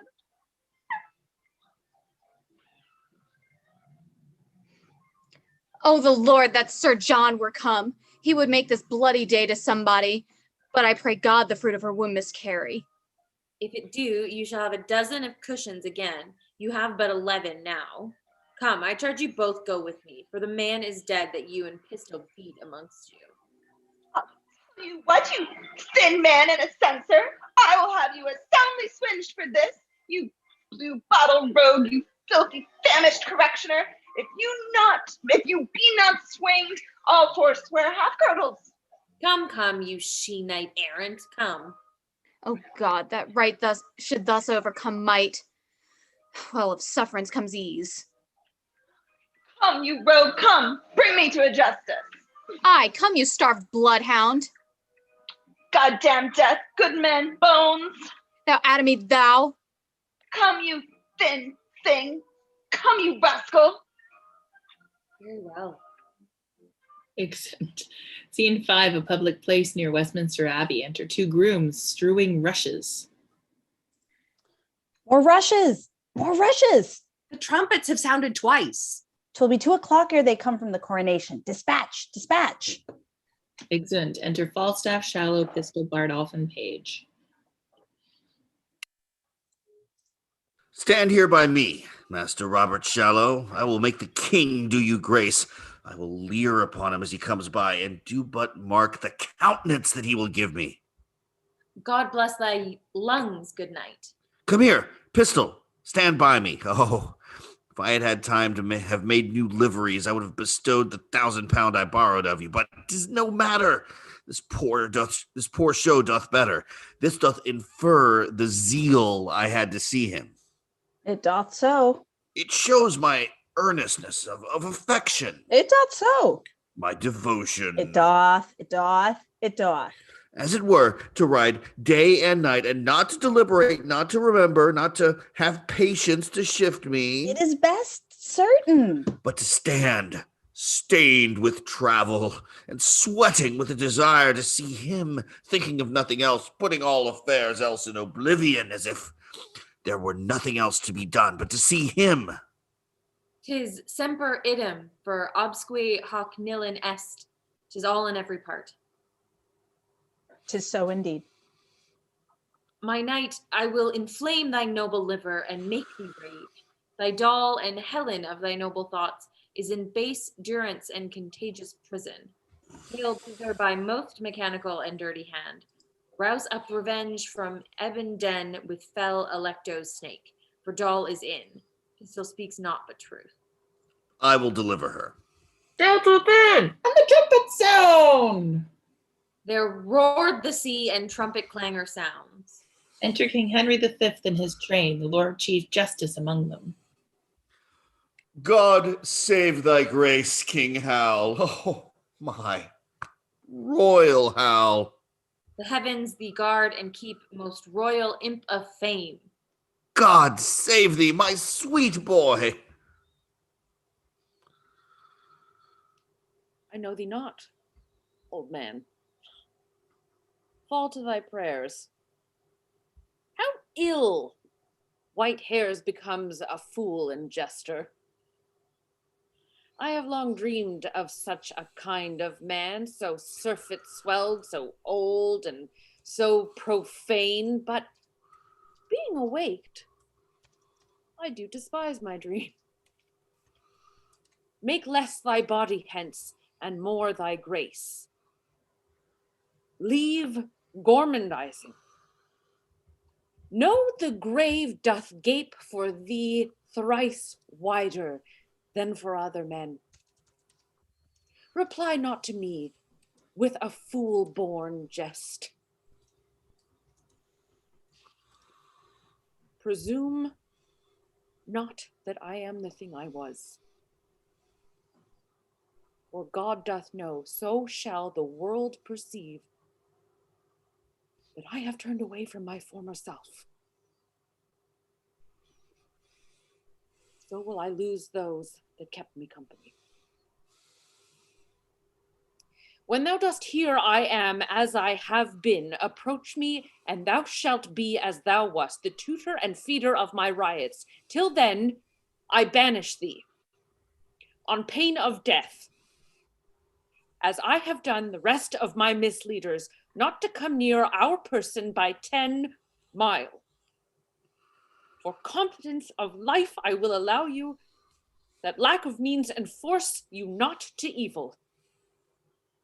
And as we hear you do reform yourselves, we will, according to your strength and qualities, give you advancement.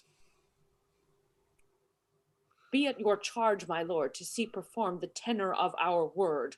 Set on. King Henry V and company. Master Shallow, I owe you £1,000. Yea, marry Sir John, which I beseech you to let me have home with me. That can hardly be, Master Shallow. Do not you grieve at this. I shall be sent for in private to him. Look you, he must seem thus to the world. Fear not your advancements. I will be the man yet that shall make you great. I cannot well perceive how, unless you should give me your doublet and stuff me out with straw. I beseech you, good Sir John, let me have 500 of my 1,000. Sir, I will be as good as my word. This that you heard was but a color. A color that I fear you will die in, Sir John. Fear no colors. Go with me to dinner. Come. Lieutenant Pistol, come. Bardolph, I shall be sent for soon at night. Re-enter Prince John of Lancaster, the Lord Chief Justice, officers with them. Go. Carry Sir John Falstaff to the fleet.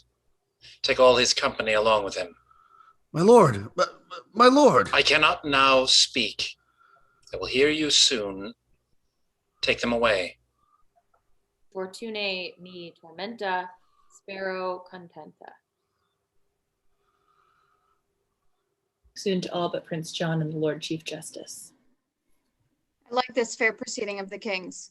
He hath intent his wanted followers shall all be very well provided for, but all are banished till their conversations appear more wise and modest to the world.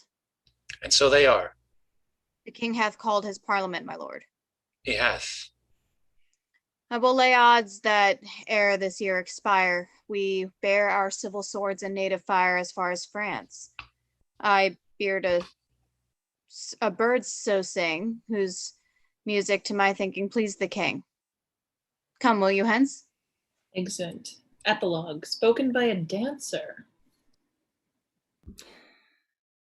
First, my fear, then my courtesy, last my speech. My fear is your displeasure, my courtesy, my duty, and my speech to beg your pardons. If you look for a good speech now, you undo me, for what I have to say is mine own making, and what indeed I should say will, I doubt, prove mine own marring, but to the purpose, and so to the venture. Be it known to you, as it is very well, I was lately here in the end of a displeasing play, to pray your patience for it, and to promise you a better. I meant, indeed, to pay you with this, which, if I like an ill venture it come unluckily home, I break and you, my gentle creditors, lose. Here I promised you I would be, here I commit my body to your mercies. Bake me some, and I will pay you some, and as most debtors do, promise you infinitely. If my tongue cannot entreat you to acquit me, will you command me to use my legs? And yet that were but light payment to dance out your debt, but a good conscience will make any possible satisfaction, and so would I. All the gentlewomen have forgiven me. If the gentlemen will not, and then the gentlemen do not agree with the gentlewomen, which was never before seen in such an assembly. Oh, one word more, I beseech you. If you be not too much cloyed with fat meat, our humble author will continue the story with Sir John in it, and make you marry with fair Catherine of France, where, for anything I know, Falstaff shall die. Of a sweat, unless already you be killed by your hard opinions, for Oldcastle died a martyr, and this is not the man. My tongue is weary. When my legs are too, I will bid you good night. And so, kneel down before you, but indeed